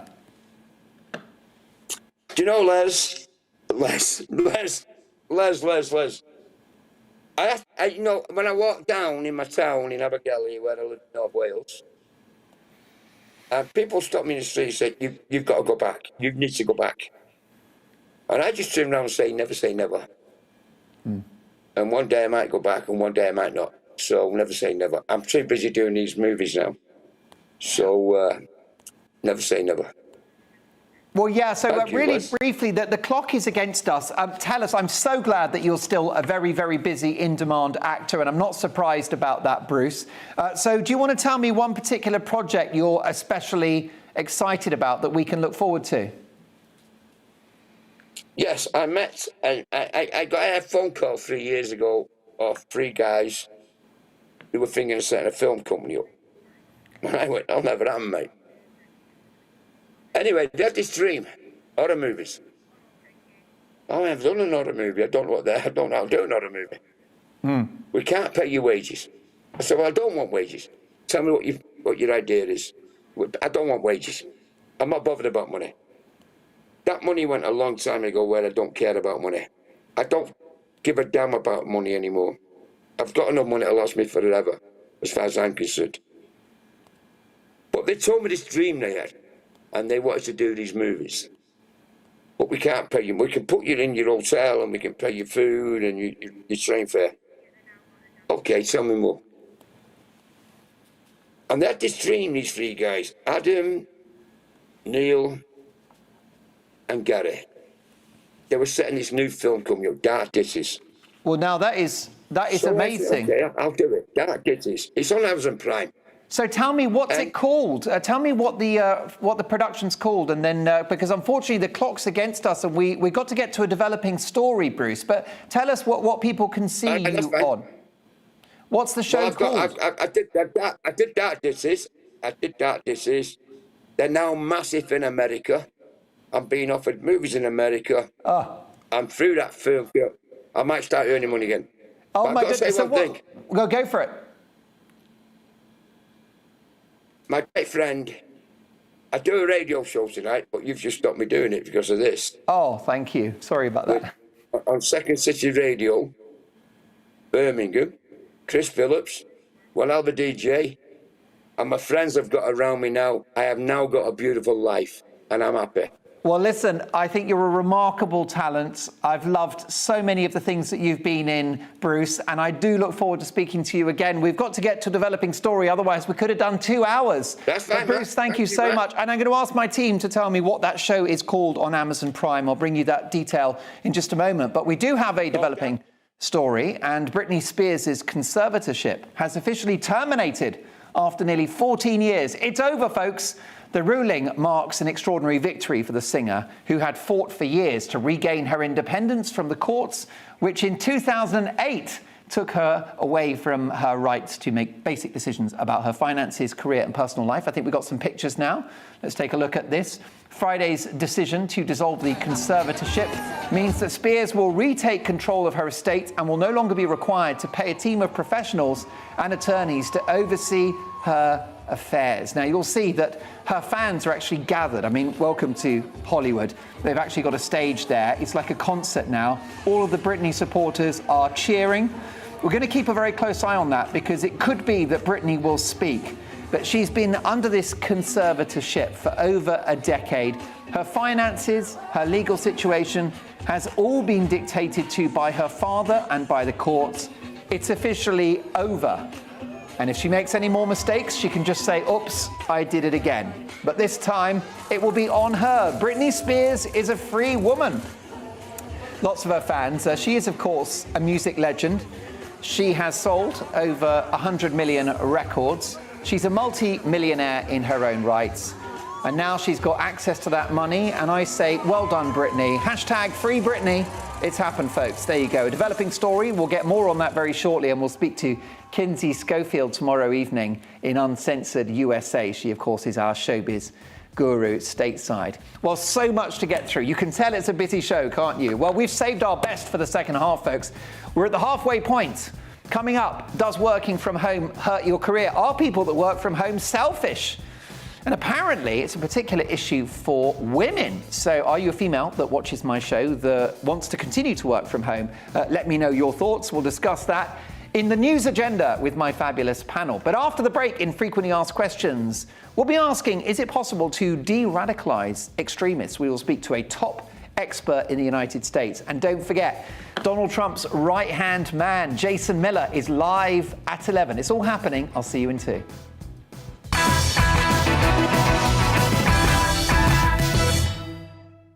You're watching GB News live across the UK and the world on our digital stream. GB News is Britain's news channel. We are the UK's home of discussion and debate from all perspectives. We are here for you. Don't forget to join our YouTube community by clicking on that subscribe button. And if you want the GB News app, you can click and catch up on programmes anytime. We love to hear from you, so email us. gbviews@gbnews.uk. Thanks for being part of the GB News family. My name is Andrew Doyle. Join me every Sunday evening at 7 p.m. for Free Speech Nation. This is a show where we address current affairs and news stories of the week with the help of 2 wonderful comedian panelists. I brought in comics because I want to give it a lighter edge, and also they work for less. See you there.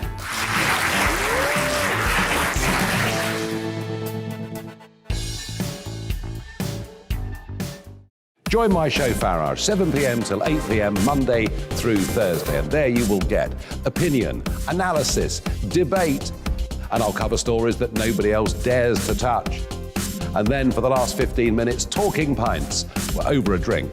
We have a civilized conversation with someone. We very often disagree, but we do it in a grown-up way. Come and join me on Farage.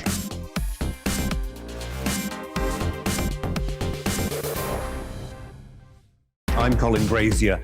I've reported from more than 70 countries around the world, covered wars from Afghanistan to Iraq, from Lebanon to the Balkans. I'm trying to bring that experience, that feel for events, to the studio. And something else. I'm ready to give an opinion. Today's stories with a spark. Brazier from 8 p.m. weekdays on GB News.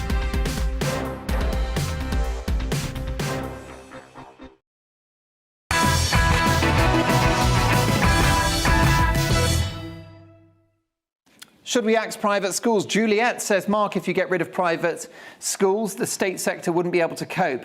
Our children went to private school, which we sacrificed a lot to be able to do. We also carried on paying our income tax and council tax, thus still paying for the state system. My grandchildren's education is sadly lacking in any substance whatsoever. I despair. It is a state school. If you live in an expensive area, the schools will be better. So tell these people that live in the liberal elite areas of London to move somewhere else and then have an opinion. What a brilliantly written email. Juliet, thank you so much for sharing your thoughts. It's time now for FAQs, frequently asked questions, in which we take a deep dive into a big topic in or around the news. Tonight, is it possible to de-radicalize extremists? I'm delighted to welcome Dr. Anne Speckard, the director of the International Centre for the Study of Violent Extremism. She joins us now live from the United States. Dr. Speckard, welcome to the show. And it's a simple question. Can you de-radicalize extremists?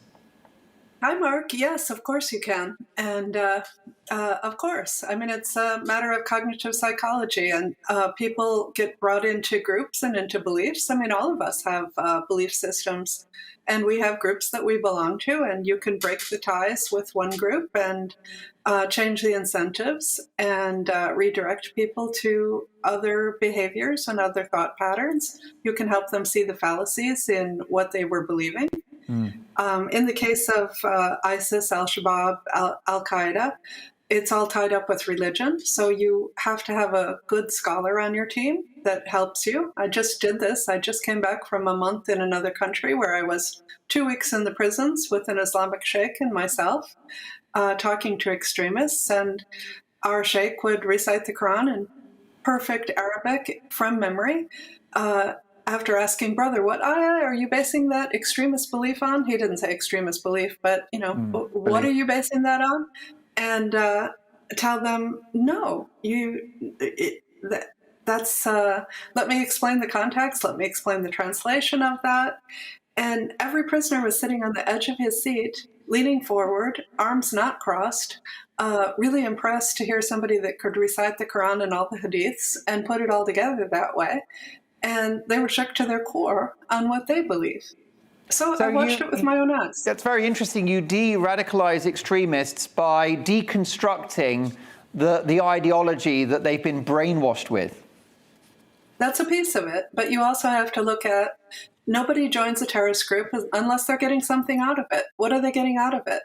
In this particular prison, they were getting phones, support to their families, they were getting heroin treatment. The extremists were running a heroin treatment program that was quite successful, actually, and supporting them to be clean of heroin, but at the same time telling them, if you can't stay off the heroin.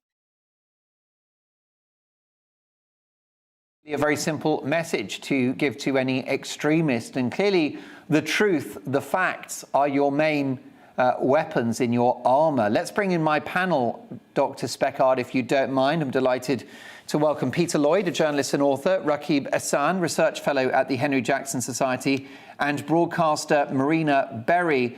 Rakib, what are your thoughts on this? Do you think that you can de-radicalise an extremist? I think that when we're looking at processes of de-radicalisation, we have to be realistic about the chances of rehabilitating convicted terrorists. In the UK, for example, we've had cases where people have been convicted of terror-related offences, they've spent time in prison, they've participated in Home Office-run rehabilitation schemes, and once they've been released from prison, they've gone on to carry out deadly terrorist attacks. So ultimately, there's a risk-reward trade-off. And I think that all too often within our counter-extremism and counter-terrorism structures, there's been a great deal of misplaced idealism. And I think all too often there hasn't been that kind of approach where public safety is prioritised within those structures. And I do feel that when we're looking at de-radicalisation, we have to be wary of the possibility that when convicted terrorists who may have a history of duping public authorities in the past, they may pretend that they've detached themselves from dangerous fundamentalist ideologies, when in reality they remain hardened fundamentalists who may well maintain aspirations to carry out terrorist attacks in the future. And the real danger, Dr. Speckard, is that some of these criminals are very manipulative and they can pretend that they've been cured when the opposite is the case. Well, you have to understand them well, and you have to know them well, and you have to understand what's incentivizing them to act in one way, and can you incentivize them differently, and can you set that up so that it lasts long term? And if you send somebody out of prison right back to the same group of friends, the same circumstances that got them into it to begin with, you should expect that they might fall right back into it. So, of course, you can turn people around, but they can revert just as quickly back to what they were doing if their old grievances, their old group is right there for them. So it's got to be a 360, not just deconstructing ideas, but also looking at what incentivizes them, and can you remove those incentives and put better ones to redirect them into a better life that's safer for them and safer for us. Peter Lloyd, do you think that thousands of Anne Speckards should be recruited by the West? No. I mean, I know there's only one Anne. I mean, Anne, with all due respect to you, I just don't find your account very convincing. I don't really have any faith that these extremists can be de-radicalized. I think it's a very nice approach to have. It's very generous on your part and on the part of your peers to have these ideas and think, oh, you know, we'll give these people the benefit of the doubt, these hardened criminals, these violent criminals, we will give them the benefit of the doubt. But as Rakeem said earlier, these people can't be trusted. And more often than not, they don't want to reform. They actively hate the West. And more often than not, they're quite happy to continue with the mindset they have. Anne, do you think, have you faced this, you know, slight skepticism from many that actually these people are incurable? First of all, I don't treat people monolithically like that, these people. They're on a continuum. Sure. And there's people that can be treated. There's people that want to change. There's people that have become totally disillusioned. I mean, I've talked to people in the camps in Al Hol and Al Rosh that say, I don't need a de-radicalization program. The best one was ISIS itself. And I saw how un-Islamic and brutal they were. I want nothing to do with them. But then there's also ISIS diehards and people that will try to fool you. And, you know, if you've worked in this field for a long time, you'll feel it. You'll feel that the hatred is there, the commitment is there. And, you know, if you're just a contractor picking up your paycheck and you don't really care and you're rubber stamping everything, you maybe won't notice. But if you're someone that's worked in the field for a long time, you'll see people are on a continuum. And some can't be treated, some won't be treated, and others will, and they'll do well. And there's plenty of success stories of people that were inside ISIS that have come home, that are living peacefully and contributing to society. You see, I hear that, and it does sound very nice and it's very optimistic, but it also comes across as incredibly vague. Every time I look at this subject matter, I never see hard data, statistics that show me. Let me give you a case. Matthew al-Hassani made a video that he threatened the U.S. He's now living with his father back in the U.S. and he's no dangerous than any other teenager in the U.S. and he's doing quite well. Laura Passoni came back to Belgium. She had joined ISIS. She's going around lecturing to high school students of why you should never believe accounts like this on the internet, which she was seduced by, and how you should protect yourself and you should never go into a group like this. There's 2 actual cases for you, and I can go on and on and on. So it's data, it's evidence, and you can choose to believe it or not believe it. But of course, there's other cases where people were hardcore. The people that were treating them, I think, were going at it a little bit in a rubber stamp way. And they got out and they did things like the London Bridge attack. And it's disgusting. And we need to be very careful that we don't let those kind of people slip through programs that are good-hearted, as you say. Peter, Dr. Anne Speckard, clearly what she does is complex and difficult, and it's not an exact science. Sure. But if Dr. Anne Speckard can de-radicalize one person, that could save many lives if it were a terror attack that were being planned. Well, I mean, yes, in theory, but at the same time, you have to look at the amount of resources that are going into all of these de-radicalization programs. And if they're not really effective for the majority, then wouldn't those resources be better used to prevent these people from becoming dangerous in the first place? I'll come back to you, Anne. Rakib, the clock's against us. What's your view? Well, my view is ultimately that we have to be realistic when it comes to the potential for de-radicalisation. I think my view is that in terms of the punishments that we have in the UK for people who've been convicted of terror-related offences, all too often it's been too soft. And as I said, I think in terms of our counter-terrorism structures, we have instances of people being referred to prevent, then they fall out of our counter-terrorism related structures, and then they go on to carry out terrorist attacks. So what's very clear here is that, of course, you can have cases where there are successful cases of de-radicalisation, but you have to really see that cases such as London Bridge, where Usman Khan, he had participated in these rehabilitation courses for convicted terrorists. He then went on to kill people in a terrorist attack at a prisoner rehabilitation conference. So I think that much of the British public, they're pretty sick of those cases of these are fundamental system failures, and they undermine public trust in our counter-terrorism structures.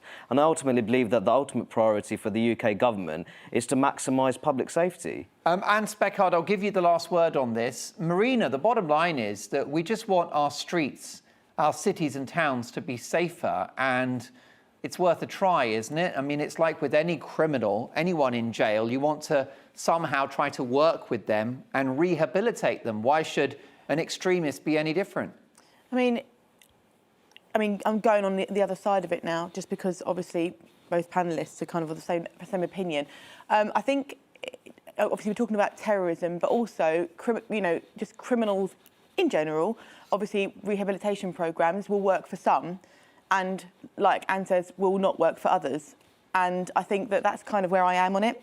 There'll be some people that think, like Anne mentioned, about there being a woman who now does lectures on how not to get involved with certain things, with those sorts of groups, etc. So there will be people that actually respond to it well, and there'll also be people that don't respond to it at all and don't want to respond to it. And I think that's the way of the world. I think everybody is different. So you're never going to get a completely, a successful rehabilitation process that works for everybody.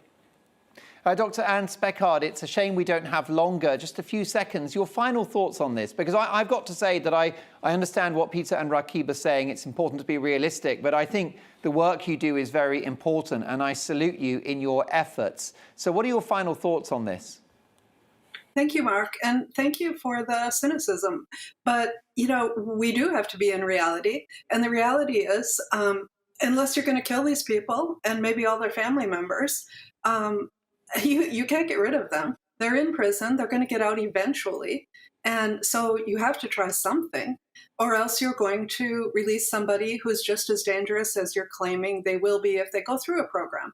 And you also have to think about who are they radicalizing, because this is a prison strategy to go after short-termers. And this is exactly what I just saw when I was working in the prisons a couple weeks ago, of somebody that's probably, well, he was just released, that might go to do a suicide attack. That's what I felt, who'd been radicalized by hardcore extremists. So if you don't run these programs, the risk is also really high. And of course, prevention is way more important than rehabilitation. We want to reach everyone and stop them from going into this, rather than trying to turn them around once they're already in it. Now, Anne Speckard can be found on Twitter at Anne Speckard. That's Speckard. Director at the International Centre for the Study of Violent Extremism, and she can be found at icsve.org, And thank you so much for joining us. What are your thoughts? Can extremists be de-radicalised? Mark at gbnews.uk. My thanks to the panel, who return in 2 minutes' time, but at 11 o'clock. It's Uncensored with former Trump aide Jason Miller. But coming up in the news agenda, how many people working from home actually are suffering in their career? What about women in particular? Are they particularly hard done by? We'll get to that. And don't forget, before midnight, another great British game show. And this one's a corker. Connor's been working on it all afternoon. See you in 2.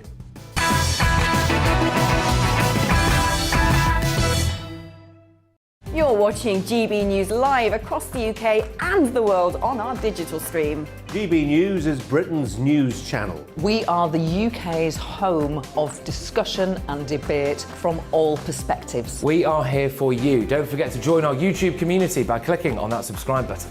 And if you want the GB News app, you can click and catch up on programmes anytime. We love to hear from you, so For being part of the GB News family. My name is Andrew Dolan. Every Sunday evening at 7 p.m. for Free Speech Nation. This is a show where we address current affairs and news stories of the week with the help of 2 wonderful comedian panellists. I brought in comics because I want to give it a lighter edge, and also they work for less. See you there.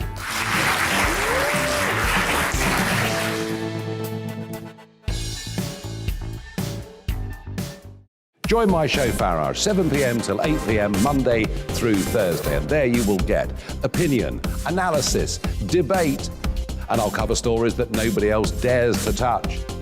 And then for the last 15 minutes, talking pints. We're over a drink. We have a civilized conversation with someone. We very often disagree, but we do it in a grown-up way. Come and join me on Farage.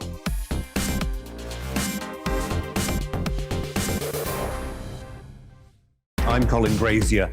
I've reported from more than 70 countries around the world, covered wars from Afghanistan to Iraq, from Lebanon to the Balkans. I'm trying to bring that experience, that feel for events, to the studio. And something else. I'm ready to give an opinion. Today's stories with a spark. Brazier from 8 p.m. weekdays on GB News.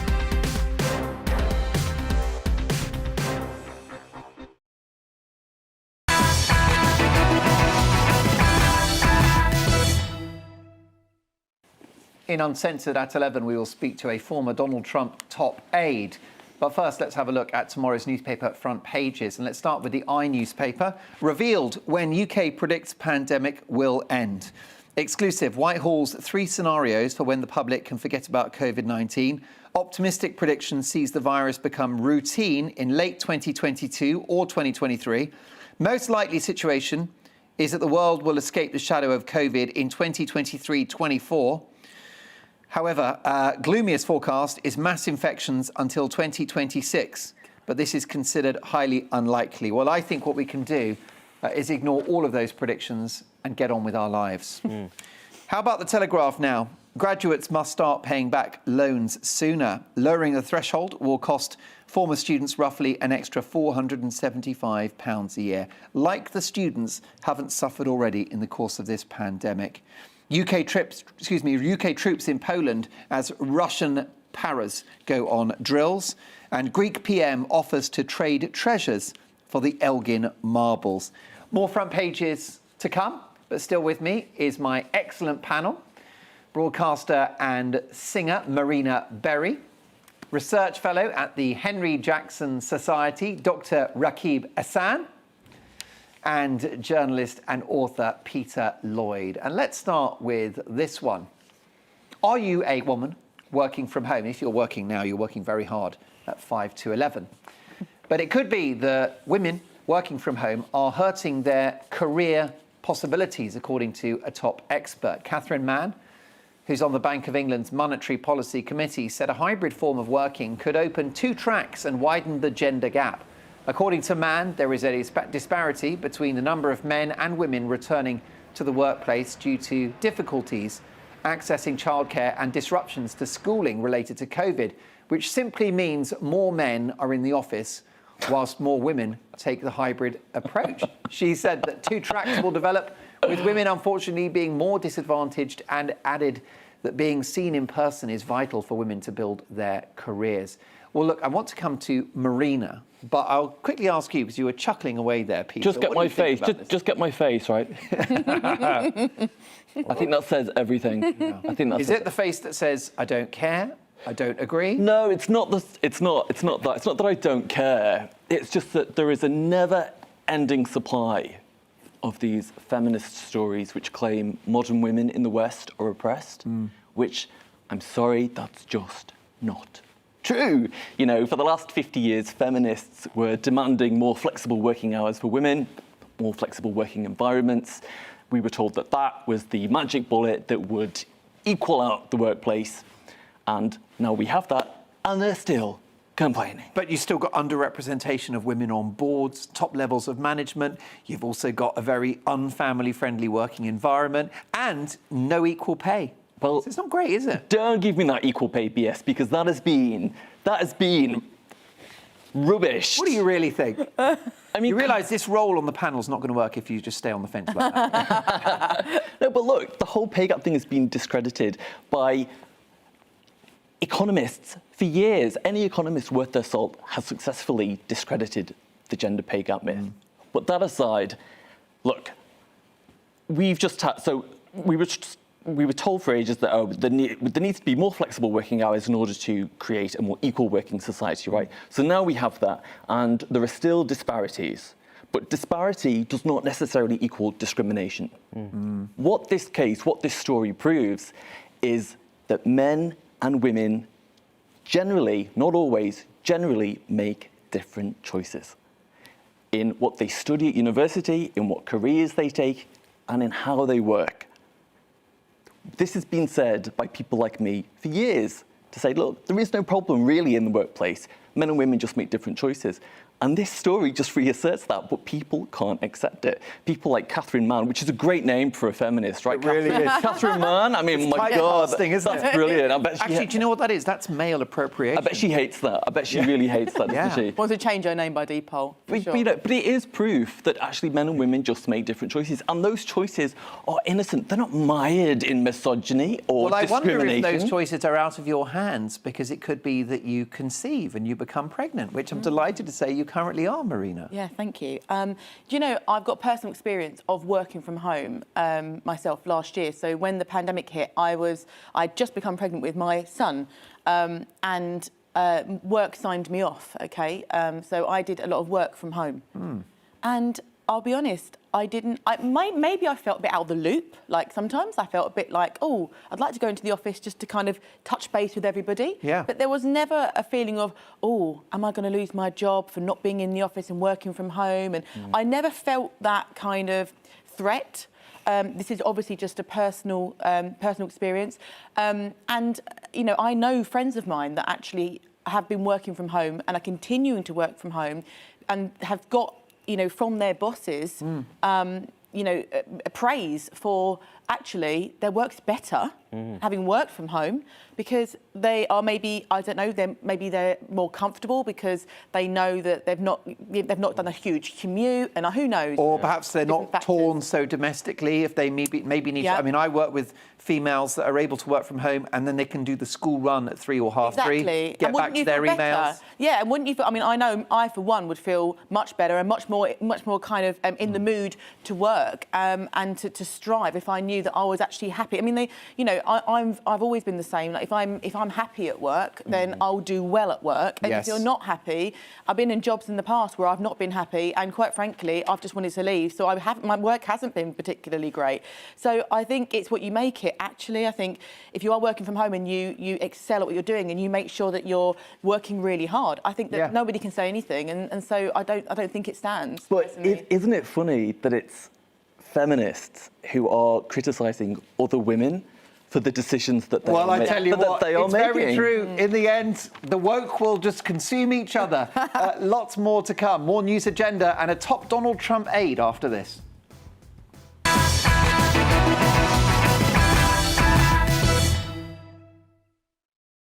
You're watching GB News live across the UK and the world on our digital stream. GB News is Britain's news channel. We are the UK's home of discussion and debate from all perspectives. We are here for you. Don't forget to join our YouTube community by clicking on that subscribe button. And if you want the GB News app, you can click and catch up on programmes anytime. We love to hear from you, so email us. gbviews@gbnews.uk. Thanks for being part of the GB News family. My name is Andrew Doyle. Join me every Sunday evening at 7 p.m. for Free Speech Nation. This is a show where we address current affairs and news stories of the week with the help of two wonderful comedian panellists. I brought in comics because I want to give it a lighter edge, and also they work for less. See you there.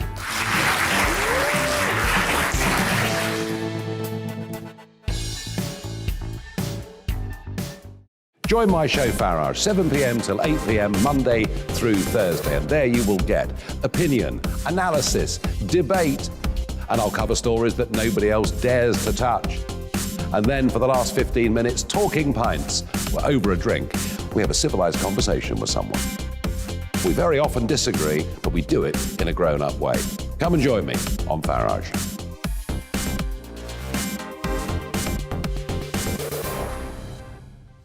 I'm Colin Brazier.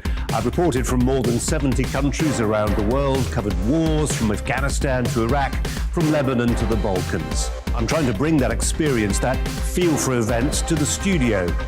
And something else, I'm ready to give an opinion. Today's stories with a spark. Brazier from 8 p.m. weekdays on GB News.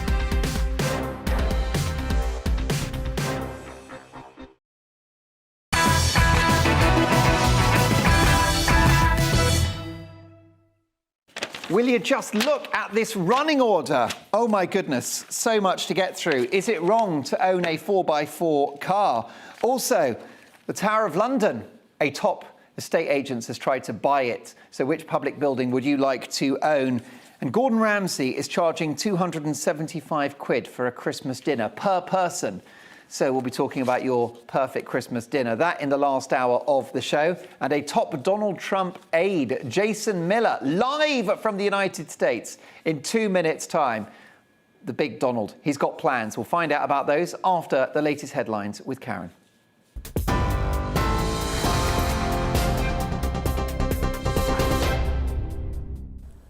Thank you, Mark. I'm Karen Roberts. These are the latest headlines. Alex Sharma has told delegates at COP26 that deliberations for the climate summit will carry on into the weekend after the conference failed to reach an agreement by today's deadline. The summit president said revised documents will be issued to delegates on Saturday morning. Countries will continue working with their teams and with other leaders to secure a positive outcome in the final hours of negotiations in Glasgow. The US Justice Department has indicted advisor Steve Bannon for failing to comply with a Congress subpoena. The former Trump advisor has been criminally charged for failing to provide documents and a deposition to a House of Representatives committee investigating the January the 6th attack on the Capitol. Bannon had argued, with support from the former president, that his communications are protected by the legal doctrine of executive privilege. An investigation is underway in West London following a stabbing in which one person has died and another is in hospital. A 20-year-old man was pronounced dead at the scene on Albany Parade in Brentford. A woman in her 80s has been taken to hospital and her condition is thought to be critical. Police say the incident is not terror-related, but no arrest has been made. The Prime Minister has warned the storm clouds are gathering over rising COVID cases in Europe. Coronavirus deaths rose by 10% across the continent in the past week, and the WHO have warned the region is back at the epicentre of the pandemic. The Netherlands has returned to a partial 3-week lockdown to tackle rising cases, and Ireland will announce next week whether it will order people to work from home. If you can get it, it's a great thing. The levels of protection it gives you are terrific. And so people over 50s that we're now calling forward, they should come and get it. What I'm also saying is that if we don't do it fast enough, we can see the potential risks to the state of the pandemic in what's happening in other parts of Europe. England has beaten Albania 5-0 in the World Cup qualifier this evening at Wembley. Captain Harry Kane scored a hat-trick, adding to Harry Maguire and Jordan Henderson's goals. England needs 1 point from their final qualifying game against San Marino on Monday. And Britney Spears has had her conservatorship terminated by a Los Angeles judge after more than a decade. The singer has regained control of her life and career for the first time in 13 years. She was placed under the conservatorship in 2008 after suffering a series of mental breakdowns. You're right up to date. Now back to Mark Dolan tonight.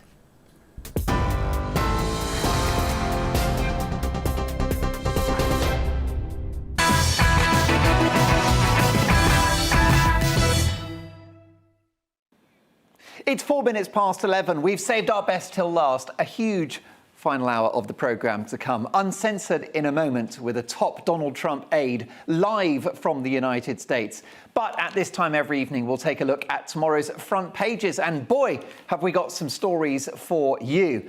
Let's start with the Eye, I believe. Is that right? Should we go to the Eye? Let's take a look at the Eye. Faye's got that one lined up. So let's take a look at the visuals. And I've just given you a flavour of that headline.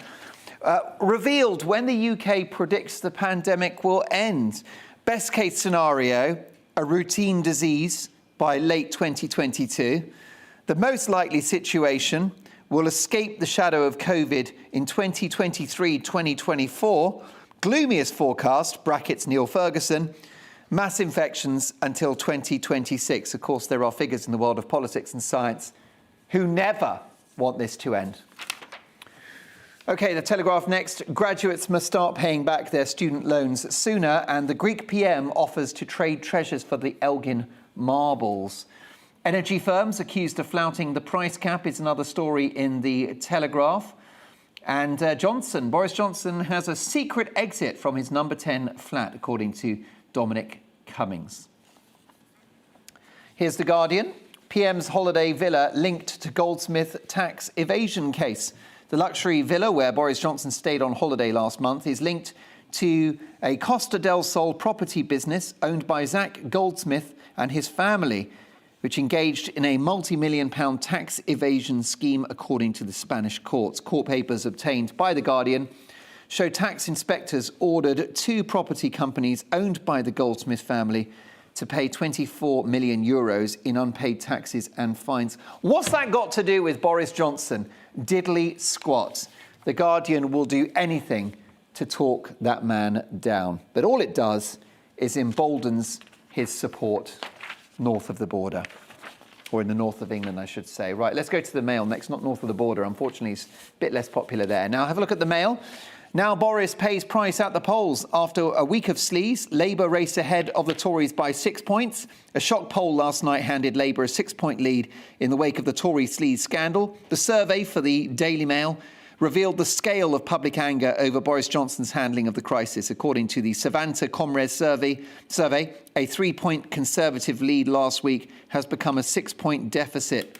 The rapid turnaround ramps up pressure on the Prime Minister to get a grip and could spark panic among Tory MPs. Back to me for a second, please, Faye. Can we just sort this out? So this is the Mail, right, who allegedly are a Tory-supporting paper, who claim that Boris is basically, he's in free fall, he's going to lose the next election, Keir Starmer's going to be our next Prime Minister. Absolute bunkum. I think that the sleaze route, clearly there's a case to answer, and agree with Rishi Sunak when he said that the government have got to do better. But this will not bring down the government.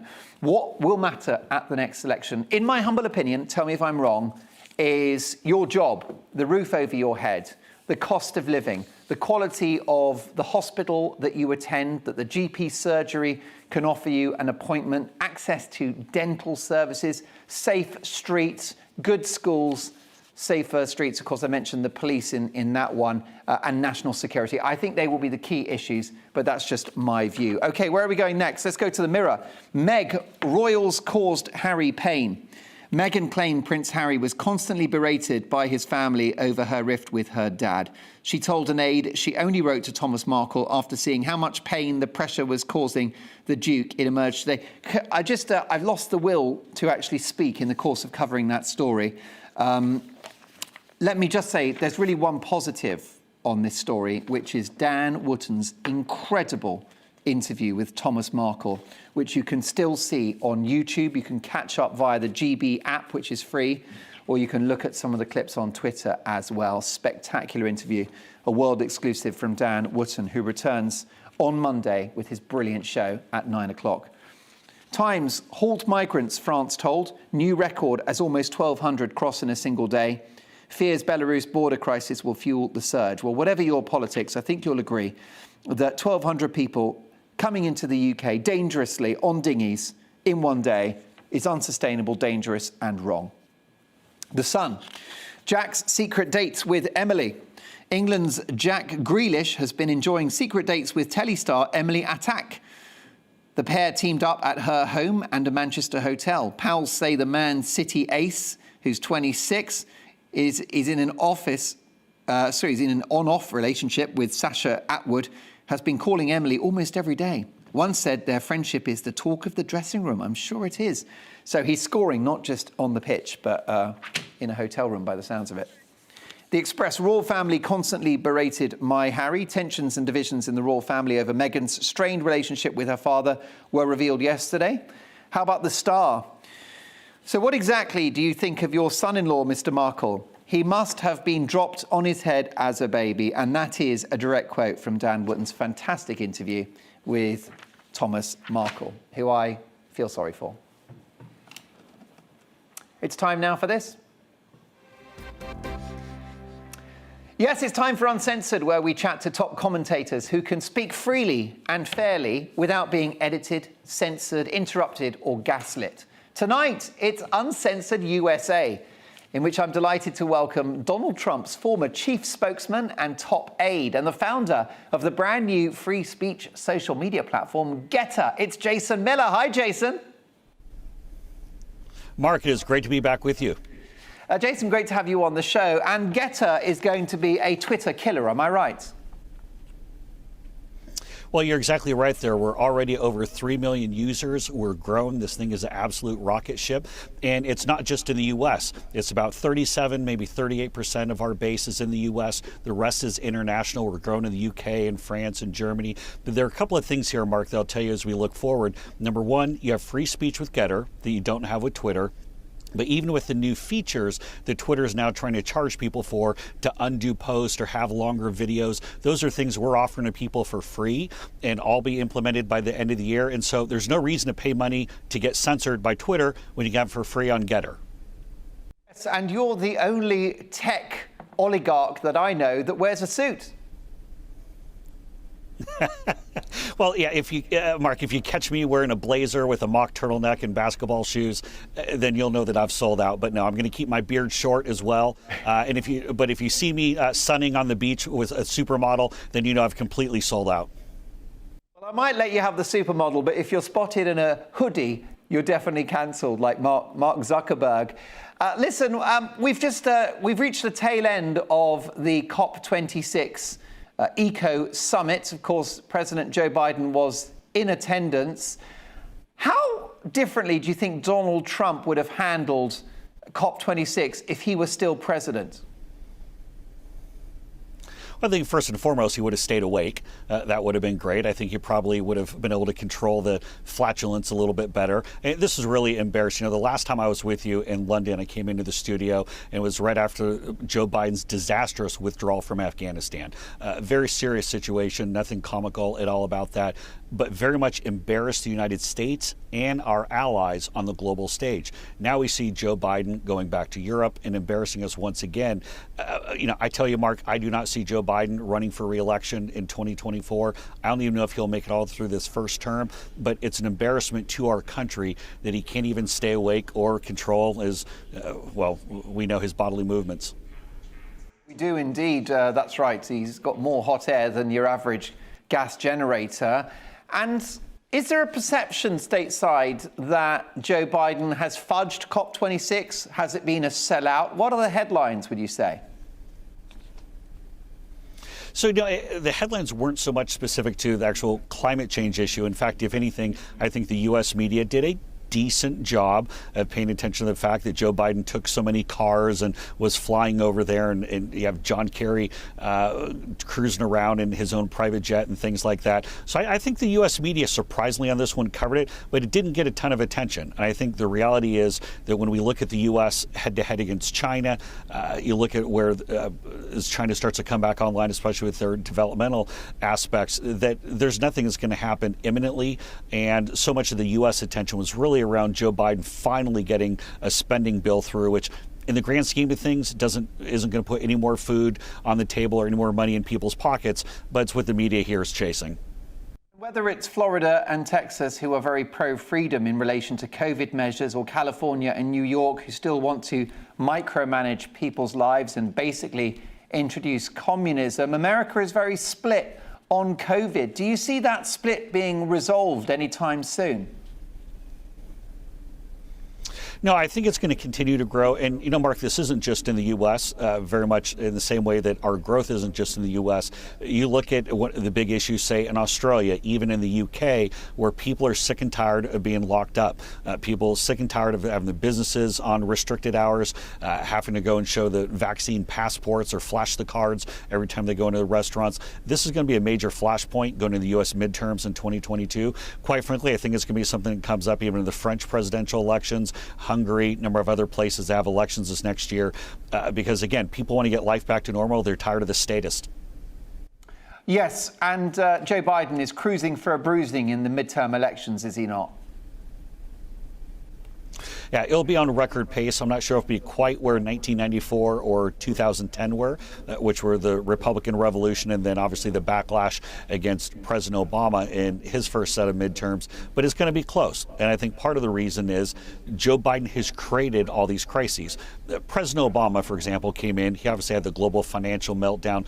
His solutions and strategies were pretty terrible, but the underlying problem wasn't his fault. Joe Biden created the immigration crisis. He created the inflation crisis. The current crisis with China and their encroaching aggression, that is all Joe Biden's fault. That's a big difference in some of these previous examples.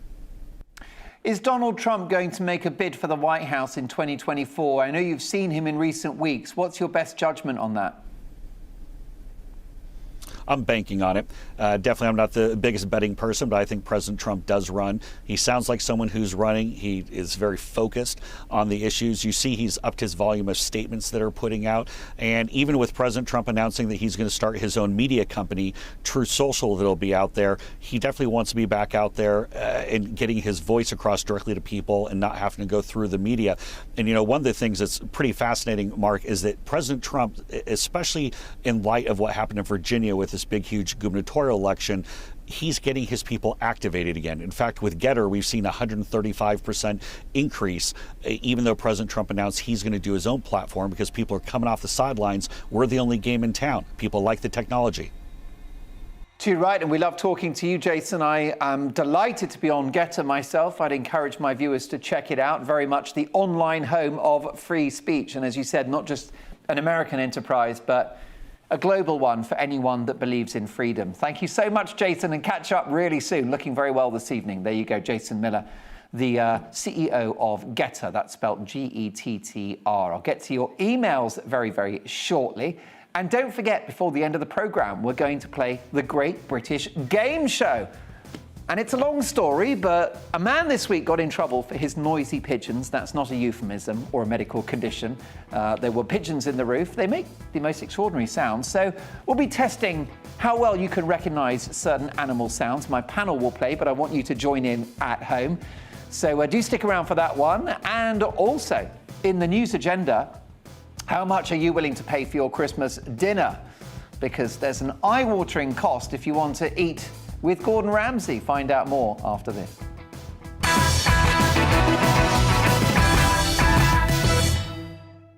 You're watching GB News live across the UK and the world on our digital stream. GB News is Britain's news channel. We are the UK's home of discussion and debate from all perspectives. We are here for you. Don't forget to join our YouTube community by clicking on that subscribe button. And if you want the GB News app, you can click and catch up on programmes anytime. We love to hear from you, so email us. gbviews@gbnews.uk. Thanks for being part of the GB News family. My name is Andrew Doyle. Join me every Sunday evening at 7 p.m. for Free Speech Nation. This is a show where we address current affairs and news stories of the week with the help of two wonderful comedian panellists. I brought in comics because I want to give it a lighter edge, and also they work for less. See you there.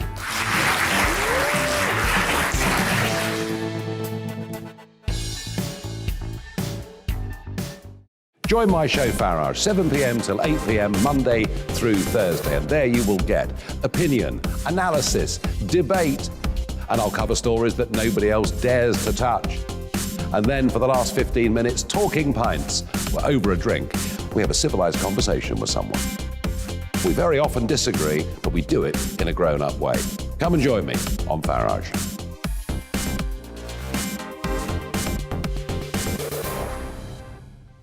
I'm Colin Brazier.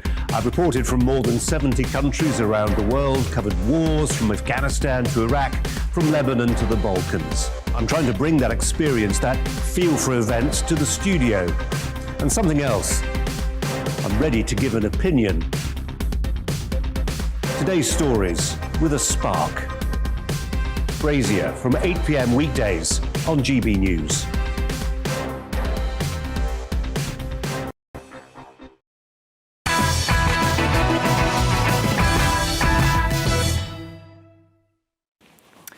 Some real praise coming in for my fantastic newsreader, Karen. Thank you very much to Fred for the very flattering comments. I hope you're enjoying our bulletins. In fact, let me say that if there's anything more that you need from this show, from me, from the team, drop me a line, mark@gbnews.uk. Good, bad, and indifferent. Let me know your thoughts, and always let me know what you're thinking about the show. Let's have a look. What else have we got? Elizabeth on the migrant crisis, which is mentioned in some of the newspaper front pages. And Elizabeth says, Mark, if Boris doesn't sort out the migrant crisis, then I fear this will impact on his chances of being re-elected. Many people have had enough of this never-ending situation. Boris and his government seem to be brushing this under the carpet, and I think they do so at their peril. Alfred says, Mark, immigration, law and order, freedom of the individual, the economy, and telling the truth. They are the important issues. Well, Alfred, I think you're absolutely right and agree with that assessment. I think the sleaze thing is not a great look for the government, but I don't think it's as important as those issues that you, Alf, have rightly pointed out. And finally, on Bruce Jones, the actor that played Les Battersby in Coronation Street, Deb says, hi, Mark, love your show. Thank you, Deb. That's very kind of you. Deb goes on to say, I worked for many years at a hostel for homeless men, and I saw Bruce on a few occasions come and pick up one of our residents to take him out for the day. It changed his situation completely and made his day after a day out with Bruce. I don't want to name names or area, obviously, but keep up the good work. There you go. So not only is Bruce Jones a real character and a fantastic actor, but turns out a very decent man as well. Brilliant stuff. Well, look, lots to get through in the next 40 minutes of the show. We're going to go through the news agenda now and tomorrow's papers with my amazing panel. Peter Lloyd, journalist and author. International vocalist and broadcaster Marina Berry, who has promised to actually sing at the end of the show. So, a medley of her hits. Because it's not over until the pregnant lady sings. And research fellow at the Henry Jackson Society, a man that can always carry a tune. It's Dr. Rakib Hassan. Or we'll find out later, shall we? Do you guys, you're obviously a professional singer. Do you find, Marina, that there are certain songs that suit your voice the best? Oh, definitely. And yeah. You've got to choose carefully. Oh yeah, and the thing is, you don't get to choose. If No. you're in a band, it's like right, we're doing this, and it's you sing what you get given to sing, and you just got to kind of like it, lump it, really. Yeah. But there's always favourites and ones you think, oh, I'm dreading. Well, this it's really funny, right? Because I am a self-confessed Elton John obsessive. Oh, I love Elton John. And I find that his recent work is easier to cover than the earlier work because his voice was so high in the 70s. Yeah, yeah. So I would go for, I guess that's why they call it the blues, is a manageable, I can Manageable range for you. within that range. Yeah. It's quite, because even Elton himself was a little bit of a baritone at that point. Yeah. But I was at an event and I was asked to choose a karaoke song, and I chose Dolly Parton's 9 to 5. Of all the songs you could have chosen, Well, I why thought did it's you a choose great that one? song. Can I just tell anyone watching at home, do not ever attempt to sing that song. It's an incredibly hard song to sing. Yeah, because it's for a lot of guy, lyrics packed in very quickly. It is, yeah, definitely, absolutely. It's like getting up in the morning, Well, I mean- have a cup of coffee, brush my hair. Get up in the morning. Working 9 to 5. It's not good. Well, I mean, you could have gone worse. You could have gone for a Whitney Houston or a Mariah Carey song. Then that would I have been Will Always absolute Love game You over. is asking for trouble. Yeah, isn't it? yeah. Don't ever do that one in karaoke. So what's a good reliable for the uninitiated? What's a good safe song? I mean, I always do a bit of an Eminem rap. If in doubt, just go for the rap, because you can then laugh at yourself. If you're thinking, oh, I don't really want to do it. You just sort of tonight. take the lyrics, you say them. Yeah, well, exactly. You go, oh, isn't the world rubbish? And my girlfriend's just left me. Can you Well, I mean, tell I I'm don't know not- that song by Eminem, but I'm yeah, not similar. that big an expert on You've rap. got a career in rap. If this ever ends, It's coming. Caroline, I promise you we'll get to our first story. But Peter, what about your karaoke tunes? What would you sing? I'd probably sing something by the Smiths. Oh yeah, like is it me that says it's miserable now? So Heaven Knows I'm Miserable Now, or something like This Yeah. Charming Man, which would probably kill a party dead. I think if you sang the Smiths, you'd make it cheerful because you're that kind of guy. You reckon? Yeah. Yeah, let's not test it. How about you, Rakib? Have you got a karaoke classic? No, I'm not into that kind of thing. I just don't like it. No. You're the sort of, at a party, you're the quiet, brooding Yeah, type, I just like, listen, if there's no food there, then I'll just leave. No, I'm the same though. I'm that kind. Yeah, I'm that kind you're of person. all about. I'm all about the I'm food. there for chat and good food. Yeah. There for the If the buffet. chat's poor and there's no food, I go home. You're in the There you kitchen, go. aren't you, Rakeem, in the party? It's yeah. as simple as that. Yeah. No, that's There, right. there, but for the buffet, go I. Now, climate activists have been slammed as idiots after deflating the tyres of 60 gas-guzzling luxury cars, including Range Rovers and other 4x4 vehicles, in one of Glasgow's wealthiest districts during COP26. The group, named Tired of SUVs, TYRED, said it let down tyres of the vehicles which were owned by local residents rather than attendees of the climate change conference. The protesters also placed fake climate violation flyers on windscreens which were made to look like parking tickets, and condemned motorists for being part of a trend of unnecessary luxury lifestyle choices in rich countries. The campaigners added on the flyer, action is required from you. Go small, go public transport. So is it wrong, Marina, to own a 4x4? No, look, I'm going to be completely honest. I think that's disgusting that they let the tyres down of other people's cars. It's vandalism, criminal damage. Criminal damage. It is criminal damage, when all said and done. I drive a 4x4, OK? I'm going to be completely honest. Toyota? No. Land Cruiser? no, neither of those. And it's not a Range Rover. Good. That's all that matters. But that's it. That's exactly that. Don't get me wrong. The reason I've got a 4x4, I'd never owned one before in my life. But then now I've got a family. You need the space for the car seats, the pram, and you need a bigger car. Okay. Now I would love to go electric, but there's 4 points in our council, if you like. Okay, 4 points. And only one has been working in recent weeks. So how are you supposed to go, yeah, I'm going to go electric? If you haven't got a driveway, which I don't, OK, I don't have a driveway where I live, so you can't install one. So how are you supposed to get your car running then? You know, so I get the whole electric thing, and I'm all for that, OK? I'm all for, going electric, but there needs to be more points. There needs to be more not incentive. There is an incentive, obviously. We know that. But it has to work on a practical level. I mean, even if you wanted to be ultra green, it wouldn't be possible. Is your argument? You've literally hit the nail on the head. I am all for what this is all about. I'm on their side.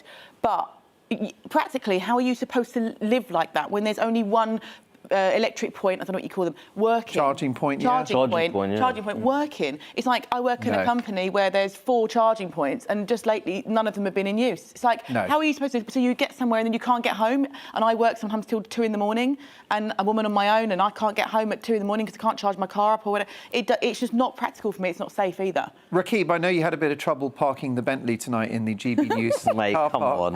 on now, be serious. It's a Ferrari, come on. Mate. I think that the main problem we have here is that the country, or rather the government's environmental ambitions, isn't matched by the infrastructure. Exactly. Well said. I think we're at least a decade away, aren't we? I think so. I think that we're so far behind. I think that there's that real gap, there's a real gap between the ambitions that the government has in terms of having a more environmentally friendly arrangement for the country and providing the facilities for people to partake in that. I'm also a bit tired of these eco-bullies, Peter. They're gluing themselves to motorways, risking lives. They're causing criminal damage to people's property. They are a menace. And I'm a bit worried that if we yield to their demands, we're only going to embolden them. Yeah, I mean, there is certainly that concern, but I always just think, whenever I see them, I think, you're really not convincing anybody to join your cause. Absolutely. You're not convincing anybody. You're not winning anybody over. You're not helping the cause in any way. You're actually turning people off. And I think, you know, if I was employed as the kind of press strategist, I would say to them, look, you're going to be much more effective if you just try a much more common sense, human approach, which doesn't disrupt people, doesn't vandalise, doesn't cause anybody any financial loss. If you're just a nice person and you try and communicate what your aims are, you're going to be much more successful in the long run. One question though on this, are flash cars unacceptable given the fact that there's so much poverty and inequality in our society? Is that another aspect of this, the class war? You know, these cars that have been targeted, they're not just big gas guzzlers, but they're expensive cars as well. Is there something immoral about owning a car like that? Should we have that conversation? I think it's fine. I think, you know, I'm a big fan of the free market. I think, you know, if an expensive car is on the market and somebody can afford to buy it and that's what they'd like to do, then great, go for it. Yeah. Nobody's forced to buy these items. There are lots of other options that are cheaper. And, you know, you could use public transport. Yeah, I agree with you. I think it's a bit like with first-class travel. It's like, well, if you're stupid enough to pay $5,000 for a flight and, I'm going to pay 100 and I'll sit in economy, then more fool you. If you want to spend $500,000 on a Ferrari, well, you know, knock yourself out. Yeah, and it's also nobody else's business, right? I mean, you know, however somebody wants to spend their money, it's up to them. Yeah, Rakib? I'm with you on that. Yeah, I think that one thing I wanted to add is that when you look at how countries perform generally from an environmental perspective, we're the, you know, according to the Environmental Performance Index, we're the best performing major democracy in the world. Yeah. And I think that the big discussion we really need to have is that we have to look at the carbon emissions from countries such as China, India, right? Yeah. And I think that to what extent can you really expect British citizens to continually make sacrifices to their general lifestyle in the name of environmental sustainability when you have to look at it from a broader global perspective? And we have a car industry in this country. A lot of those 4x4s are made in the UK. No, absolutely. So there has to be that discussion in terms of what more can the UK really do in terms of contributing towards global environmental sustainability, considering it's one of the highest ranking, highest performing democracies when it comes to contributing towards environmental protection. And you know what's funny is that most of these eco-warriors who are deflating tyres, they're all buying cheap crap from China on certain auction sites that we won't mention. You know, which, like you say, you know, China's a massive contributor to it. Yeah, well said. It's very true indeed. Well, let's move on to our next story. A beefeater who lives at the Tower of London has revealed estate agents asked if he would sell his home, right? He lives at the Tower of London. It's not for sale, folks. Spike Abbott, which is a cracking name, guards the historic castle with around 36 others. And he tweeted a picture of the Foxtons letter showing interest in his 12th century house. He later replied saying that whilst he was flattered by the offer, he worried it may raise a few eyebrows when the for sale sign appears outside. So if you had a chance to purchase a public building, what would yours be? Mark at gbnews.uk. Panel, can you think of a nice building to live in? I wouldn't mind buying Buckingham Palace. Oh, yeah, I was going to say Buckingham. Very good for entertaining. Is it like 70 toilets in there or something? Yeah, over 100 bedrooms. Is that what appeals to you, the number of toilets? Yeah, I don't actually know what that's She's pregnant, so I guess there maybe you go. Exactly, you've got to go, you've got to go. What is this business with so many toilets in posh people's houses? I've never understood it. I don't actually know. They often outnumber the bedrooms, don't they? Yeah. I mean, maybe it's... We spend a lot of time in the toilet, I suppose, don't we? You know, yeah, but I think it's at Harry and Meghan's house. I know they've had a little bit of press coverage this week. But, Yeah. You know... Who's that, sorry? Yeah, exactly. Who indeed? But I think they've got 16 bathrooms, allegedly, in their Who needs that, Hollywood Who mansion. actually needs... Well, you see, if I think of 16 bathrooms, I think of a lot of work, a lot of time on my knees, scrubbing. Yeah. You don't need one. I'm a scrubber. You said it, Mark. Always have been. Always have been. So, I mean, would you like to... I mean, if you, for example, Downing Street, if that was on the market, if you had the cash, that would be a decent investment, wouldn't it? The cat's outside. I mean, architecturally, I like the style. I would definitely boil the sheets after Boris. Yeah, I think there are too many ghosts in Downing Street. I'm not really sure I'd want to be there. You know, it's somewhere where Tony Blair has been, and it's no, thank you. You'd have the place fumigated. I'd have to go in with one of those, you know, like a, what do they call it? I mean, like a fudge stick, where they burn sage or something like that. I'd have to go around like that. I think I'd probably go in with a Roman Catholic priest and some holy water as well, frankly. Exercise. I think there'll be multiple exorcisms going on. How about you, Rakib? Is there a public building you wouldn't mind owning? Not particularly, no. You're not materialistic, are you? I tell you what, I'm not at all. I mean, I'm just going back about I'd say one building. You know, if we're talking about internationally, I do love the Taj Mahal. Oh, wow. Absolutely stunning. I mean, the aesthetics there, you know, second. Have you visited? I haven't. No, I haven't. That's got to really be. love That's to got see to be it on the in real list, life. hasn't it? I've got a nice poster of it in my bedroom. I think it's such a beautiful. It's incredible. Building. So what we need to get you over there, and you've got to do that little sort of coquettish pose in front of the Taj Mahal, like Princess Diana did. Yeah. That's exceptional. Just cringe. looking That's a cringe sort of suggestion. That really is. shyly I would at the love to see it in real life. That was a moment, wasn't it, for the royal family when she was just on her own, looking very elegant but a bit isolated as well. And it was a picture that told 1,000 words. It did. Yeah. That's true. We'll be discussing Princess Diana tomorrow in Frequently Asked Questions with the editor of Majesty magazine, Ingrid Seward, because there's a new movie out. It's called Spencer. We'll discuss that, and we'll talk about Diana's legacy, and we'll find out a bit more about her life, especially before she married Prince Charles. Fascinating story. Princess Diana tomorrow night at 10:20 for Frequently Asked Questions. So Christmas is coming. I think we're allowed to talk about Christmas now, aren't we? So how much are you willing to pay for your Christmas meal? Well, if you feel like really splurging or bankrupting yourself, Gordon Ramsay is serving up an eye-watering 275 quid per head Christmas Day lunch at his posh London restaurant, the Savoy Grill. 275 quid per head, folks. Look at that pathetically ungenerous offering. Wow. Goodness. That wouldn't even touch the side round at our place, not with my hungry family. The British celebrity chefs team will be rustling up festive roast dinners with all of the trimmings for customers looking to escape the stress of making their own food at home. The 6-course meal includes an array of starters, I should hope so, several mains, including turkey, beef Wellington and Dover sole. But the price does not cover a £2 cover charge per guest for service. And drinks are not included too. Well, that's where you spend the real money round at ours. So if Christmas lunch isn't for you, there's always New Year's Eve, where Ramsay is serving up a 405 quid set meal. Imagine, the sky's the limit. But I don't know. I mean, will you be having a Christmas dinner this year, Peter? I will, but I won't be giving any of my hard-earned money to Gordon Ramsay. He's rich enough. I mean, like I said, very, very pro-free market, so not bothered that he's got this. So he can buy another Land Cruiser. Ridiculously expensive, meal on the menu. That's fine, but no, I won't be supporting him in his endeavours. The Great British Restaurant Guide has come out today, and they've got all of their kind of star restaurants, and there's a few places around the country, and you know, people mock British cuisine, don't they, Marina? But actually, some of the food served in this country is world class. Oh, absolutely. What are you looking for in a perfect restaurant? Okay, if we're going to just say that it's money no object, which it has to be for Gordon Ramsay, but what's important to you? I mean, I like a really good roast dinner, but you don't get many good roast dinners out. You really don't. But quite frankly, just to digress, Gordon Ramsay, for that money, I would expect him to be dressed as a reindeer and feed it to me with his own hand, sanitised hand. I think that would be, yeah. Like, for that's crazy money. But no, That's exactly back to right. the original question. I like a really good roast, but everything's got to be right. The potatoes have got to be right. The Yorkshire's got to be right. The meat's got to be not tough. Well, it's gotta be right. I'm just still enjoying that image of Gordon Ramsay feeding you. Dressed but as a reindeer.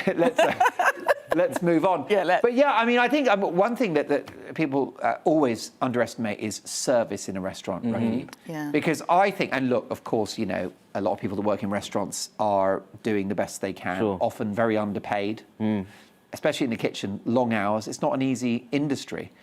But I so often find if I go to a restaurant that the people working there forget that I don't have to be here, that I've got food at home, and that the reason I'm out is for a nice experience. Yeah. I'm not there just like to be fed. Yeah. And I sometimes find in customer service that's sorely lacking, is that sort of element of understanding that you're paying for the experience. Yeah, I mean, I think for me, in terms of this, I think one of the beautiful things about Christmas is spending time with the family, and that includes cooking together. Yeah, it is an odd thing, the idea of going out. Yeah, I don't really understand it. I quite like the idea of, you know, having time off work, you know, helping my mum do the cooking, because my dad's absolutely useless on that front, unfortunately. But I think that, you know, I think that, firstly, I don't think the menu is that great. I actually like a bit of duck on Christmas. I think that's a bit underrated. Yeah, I quite like a bit of duck. But our main bird is capon. Cockerel rye. Oh, it's beautiful. Wow. Really nice taste.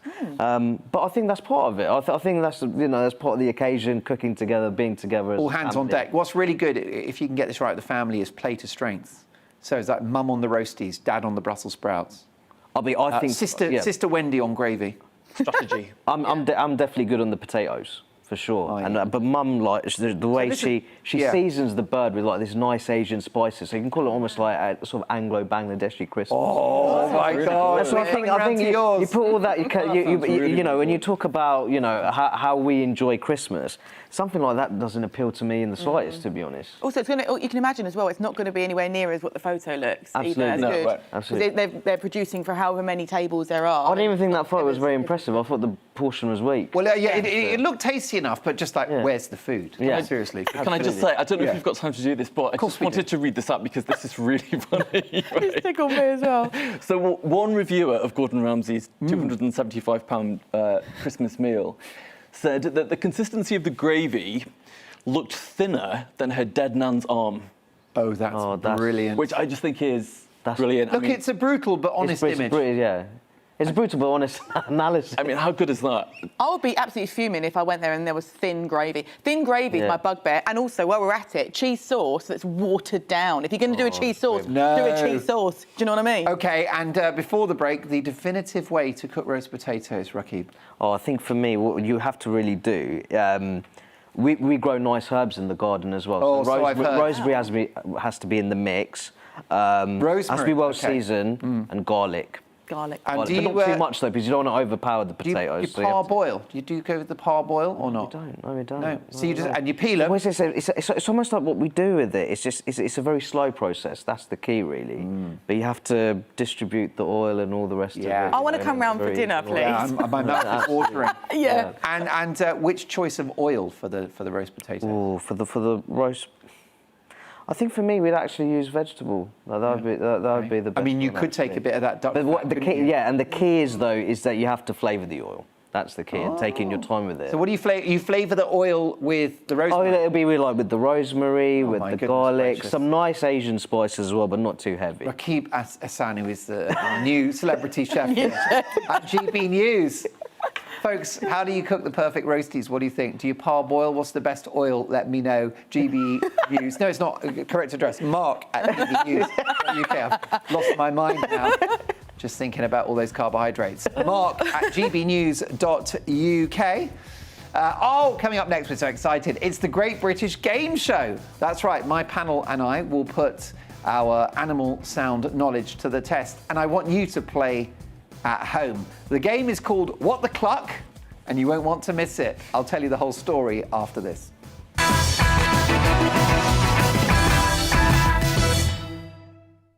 You're watching GB News live across the UK and the world on our digital stream. GB News is Britain's news channel. We are the UK's home of discussion and debate from all perspectives. We are here for you. Don't forget to join our YouTube community by clicking on that subscribe button.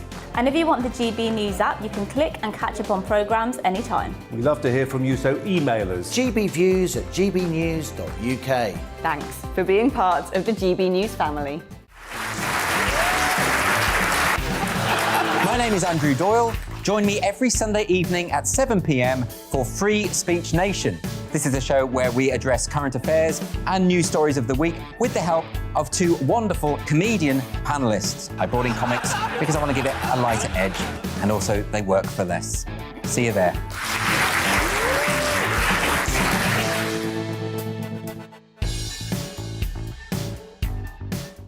Join my show Farage, 7 p.m. till 8 p.m. Monday through Thursday, and there you will get opinion, analysis, debate, and I'll cover stories that nobody else dares to touch.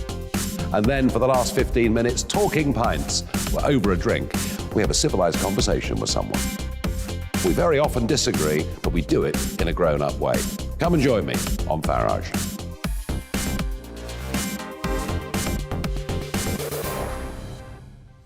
I'm Colin Brazier. I've reported from more than 70 countries around the world, covered wars from Afghanistan to Iraq, from Lebanon to the Balkans. I'm trying to bring that experience, that feel for events, to the studio. And something else. I'm ready to give an opinion. Today's stories with a spark. Brazier from 8 p.m. weekdays on GB News.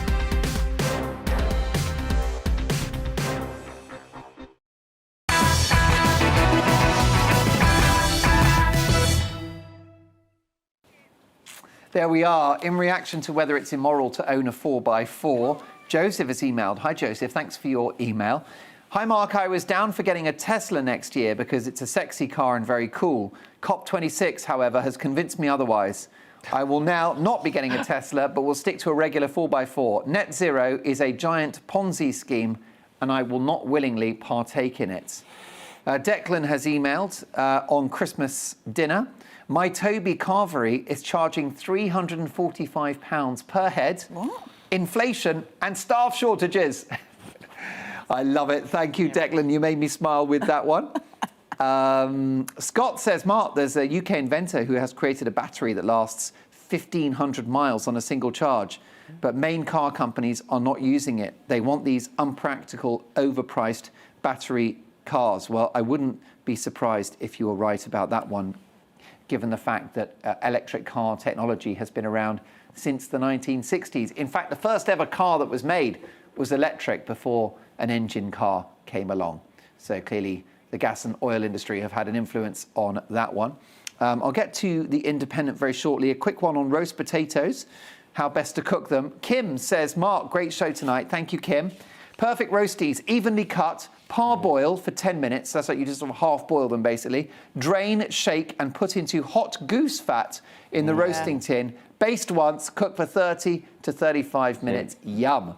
Kim, brilliant stuff. Cheryl says, Mark, parboiled, shake them up to rough them up. Toss in melted goose fat, sprinkle with parmesan, then roast. Ooh, the parmesan factor. That is marvellous. And I think I've got one more quickly. Oh, yes, and it's a quick one from Rachel. Dear Mark, parboil and butter to roast. Thank you, Rachel. What excellent cooks you all are. I've got a front page for you. This is The Independent. Britain sends in troops as Polish border crisis grows. Britain has sent troops to Poland to help secure the NATO allies' border with Belarus. The Ministry of Defence said yesterday the migrant crisis that threatens to draw in major regional and international powers has deepened, and thousands of people remain stranded on the Eastern European frontier in freezing conditions. OK, brilliant. Thank you so much, Connor, for bringing that one in. That was an extra front page. And I'll get reaction to more of those stories shortly, but let's now talk about supermarket apparel in the company of Rakib, Marina and Peter. A video has been making the rounds in which a woman was thrown out of a supermarket because she was inappropriately dressed, or so the employee at the supermarket said.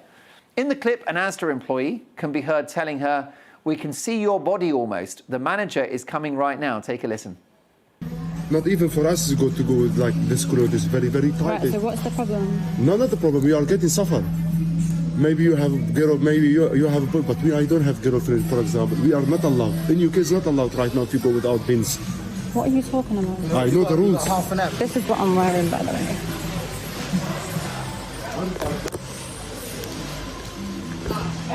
Where is IFAS, Amra? So I don't respect myself, is what you said. No? I don't respect myself. No, not because we are respect, but we have policy in Asda.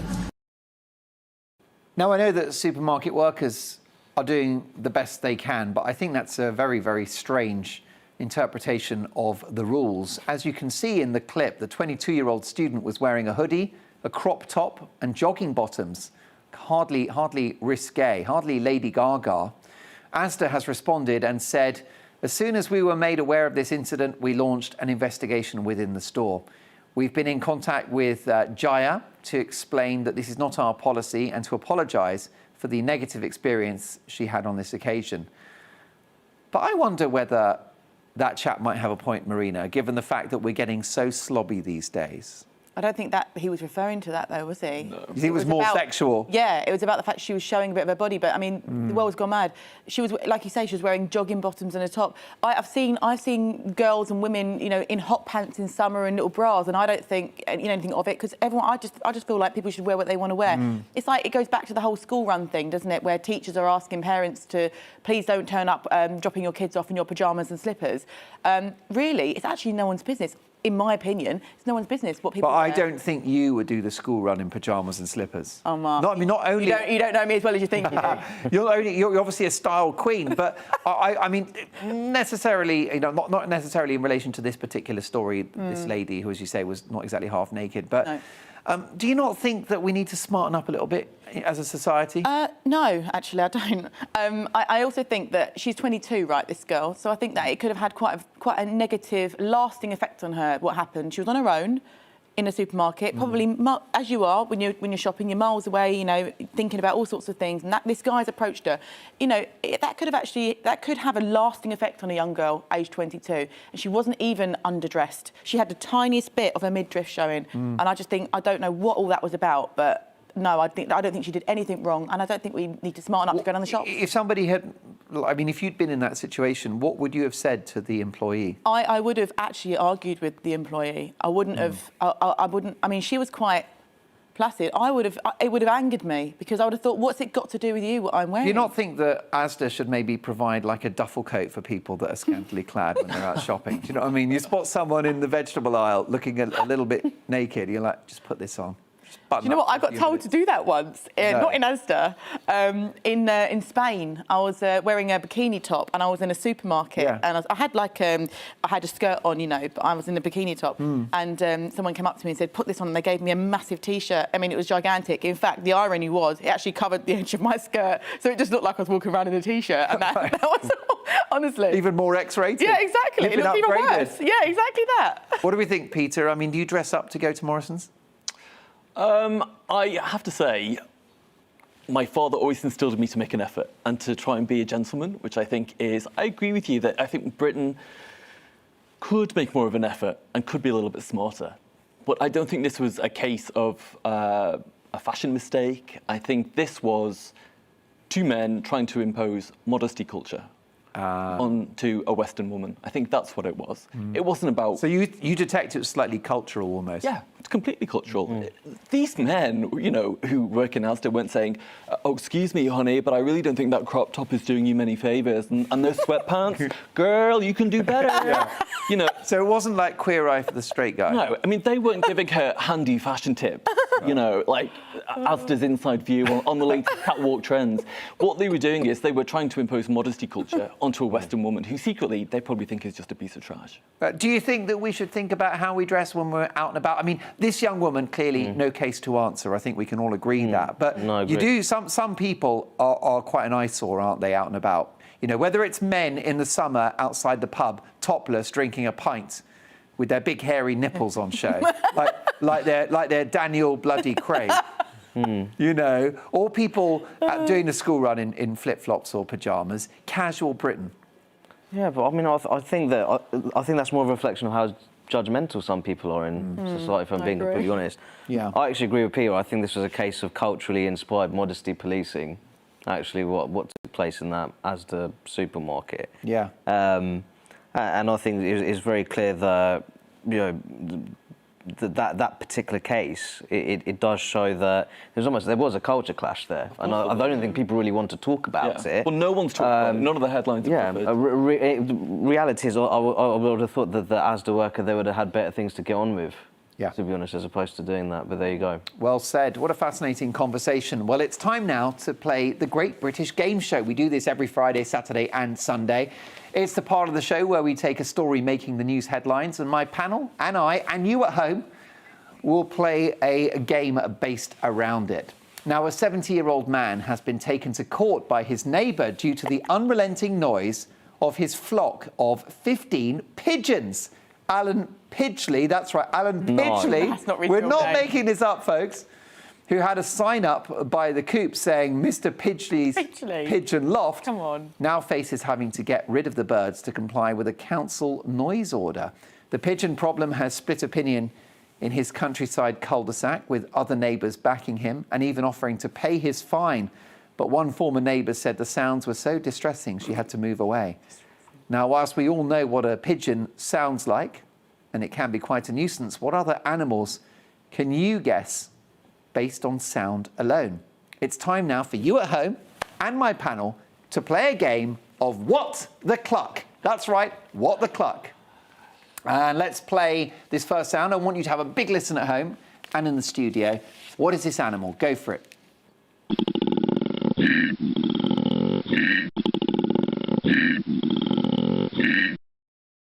Pig. What the cluck? It's not a pig, actually, no. Go for it. A feminist. Well, we've gone from a pig to a feminist. This is a very problematic conversation. Is it not? I don't. What sort of, would that be like a Jermaine Greer type feminist, or sort of more of a Taylor Swift contemporary? I mean, they're all much of a muchness, aren't they? Are they? Yeah, cut from the same cloth. Let me tell you, it's a famous Australian animal, or at least from the Antipodes. It's a very cute animal.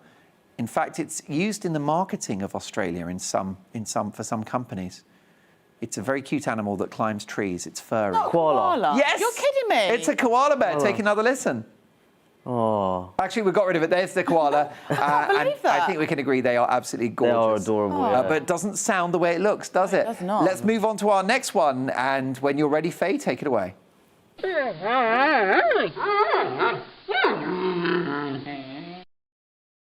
Old American man, doesn't it? Sounds like a very sort of angry Republican voter. Is it Joe Biden? I think it might be.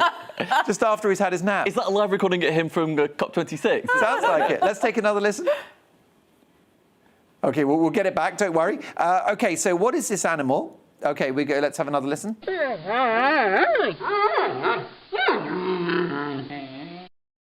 you that it's an animal that struggles to reproduce. Even though it sounds like it's reproducing in that clip, doesn't it? It struggles to reproduce. Is it a dolphin? No, there's a very certain species, often in zoos, that they're desperately trying to get to mate. They've got big black eyes. Oh, panda. Panda bear! You're kidding me. That's exactly right. There you go. It's a panda, and that's the sound the panda makes. The problem is it spends too much of its time making those noises, not enough time making love. Okay, how about this one? Number 3.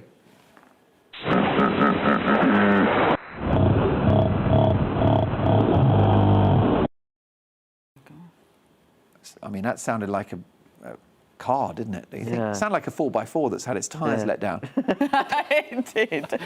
Is it a tapir? It is not. It's an animal which I think this one sounds like what the animal would be. It's a massive, massive African-based creature. Oh, it's an elephant. No, keep going. You're getting warm. It's an animal that loves to cool off in a muddy pool with a massive, hippo. It's a hippo. The right answer. Suddenly realised I was going to have real trouble describing hippos. The largest jaw in the world. Is that right? Yeah, I think so. Well, there you go. You learn a new thing every day, and that's a very cute picture there. How about this one? Take a listen. What's this?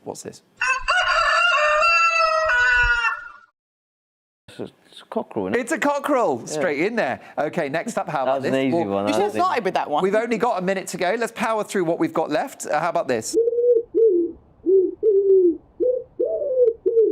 It is a pigeon. It sounds like an owl, though, doesn't it? But that's a pigeon. And you can imagine 10 or 15 of those would be quite a disturbance. Yeah. How about this one, our penultimate noise?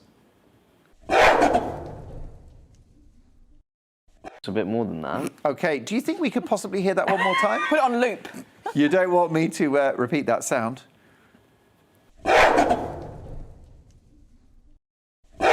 Gorilla. It's a gorilla. Well done. You're so good at that. That was spooky. Honestly. You obviously got to know a few gorillas in your time. And we've only got a couple of seconds for this one. Take a listen.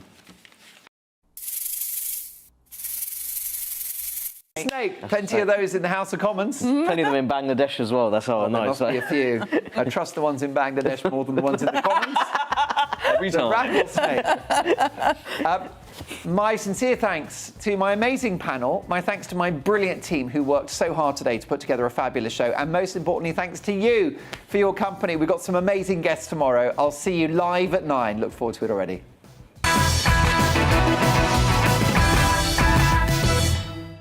You're watching GB News live across the UK and the world on our digital stream. GB News is Britain's news channel. We are the UK's home of discussion and debate from all perspectives. We are here for you. Don't forget to join our YouTube community by clicking on that subscribe button. And if you want the GB News app, you can click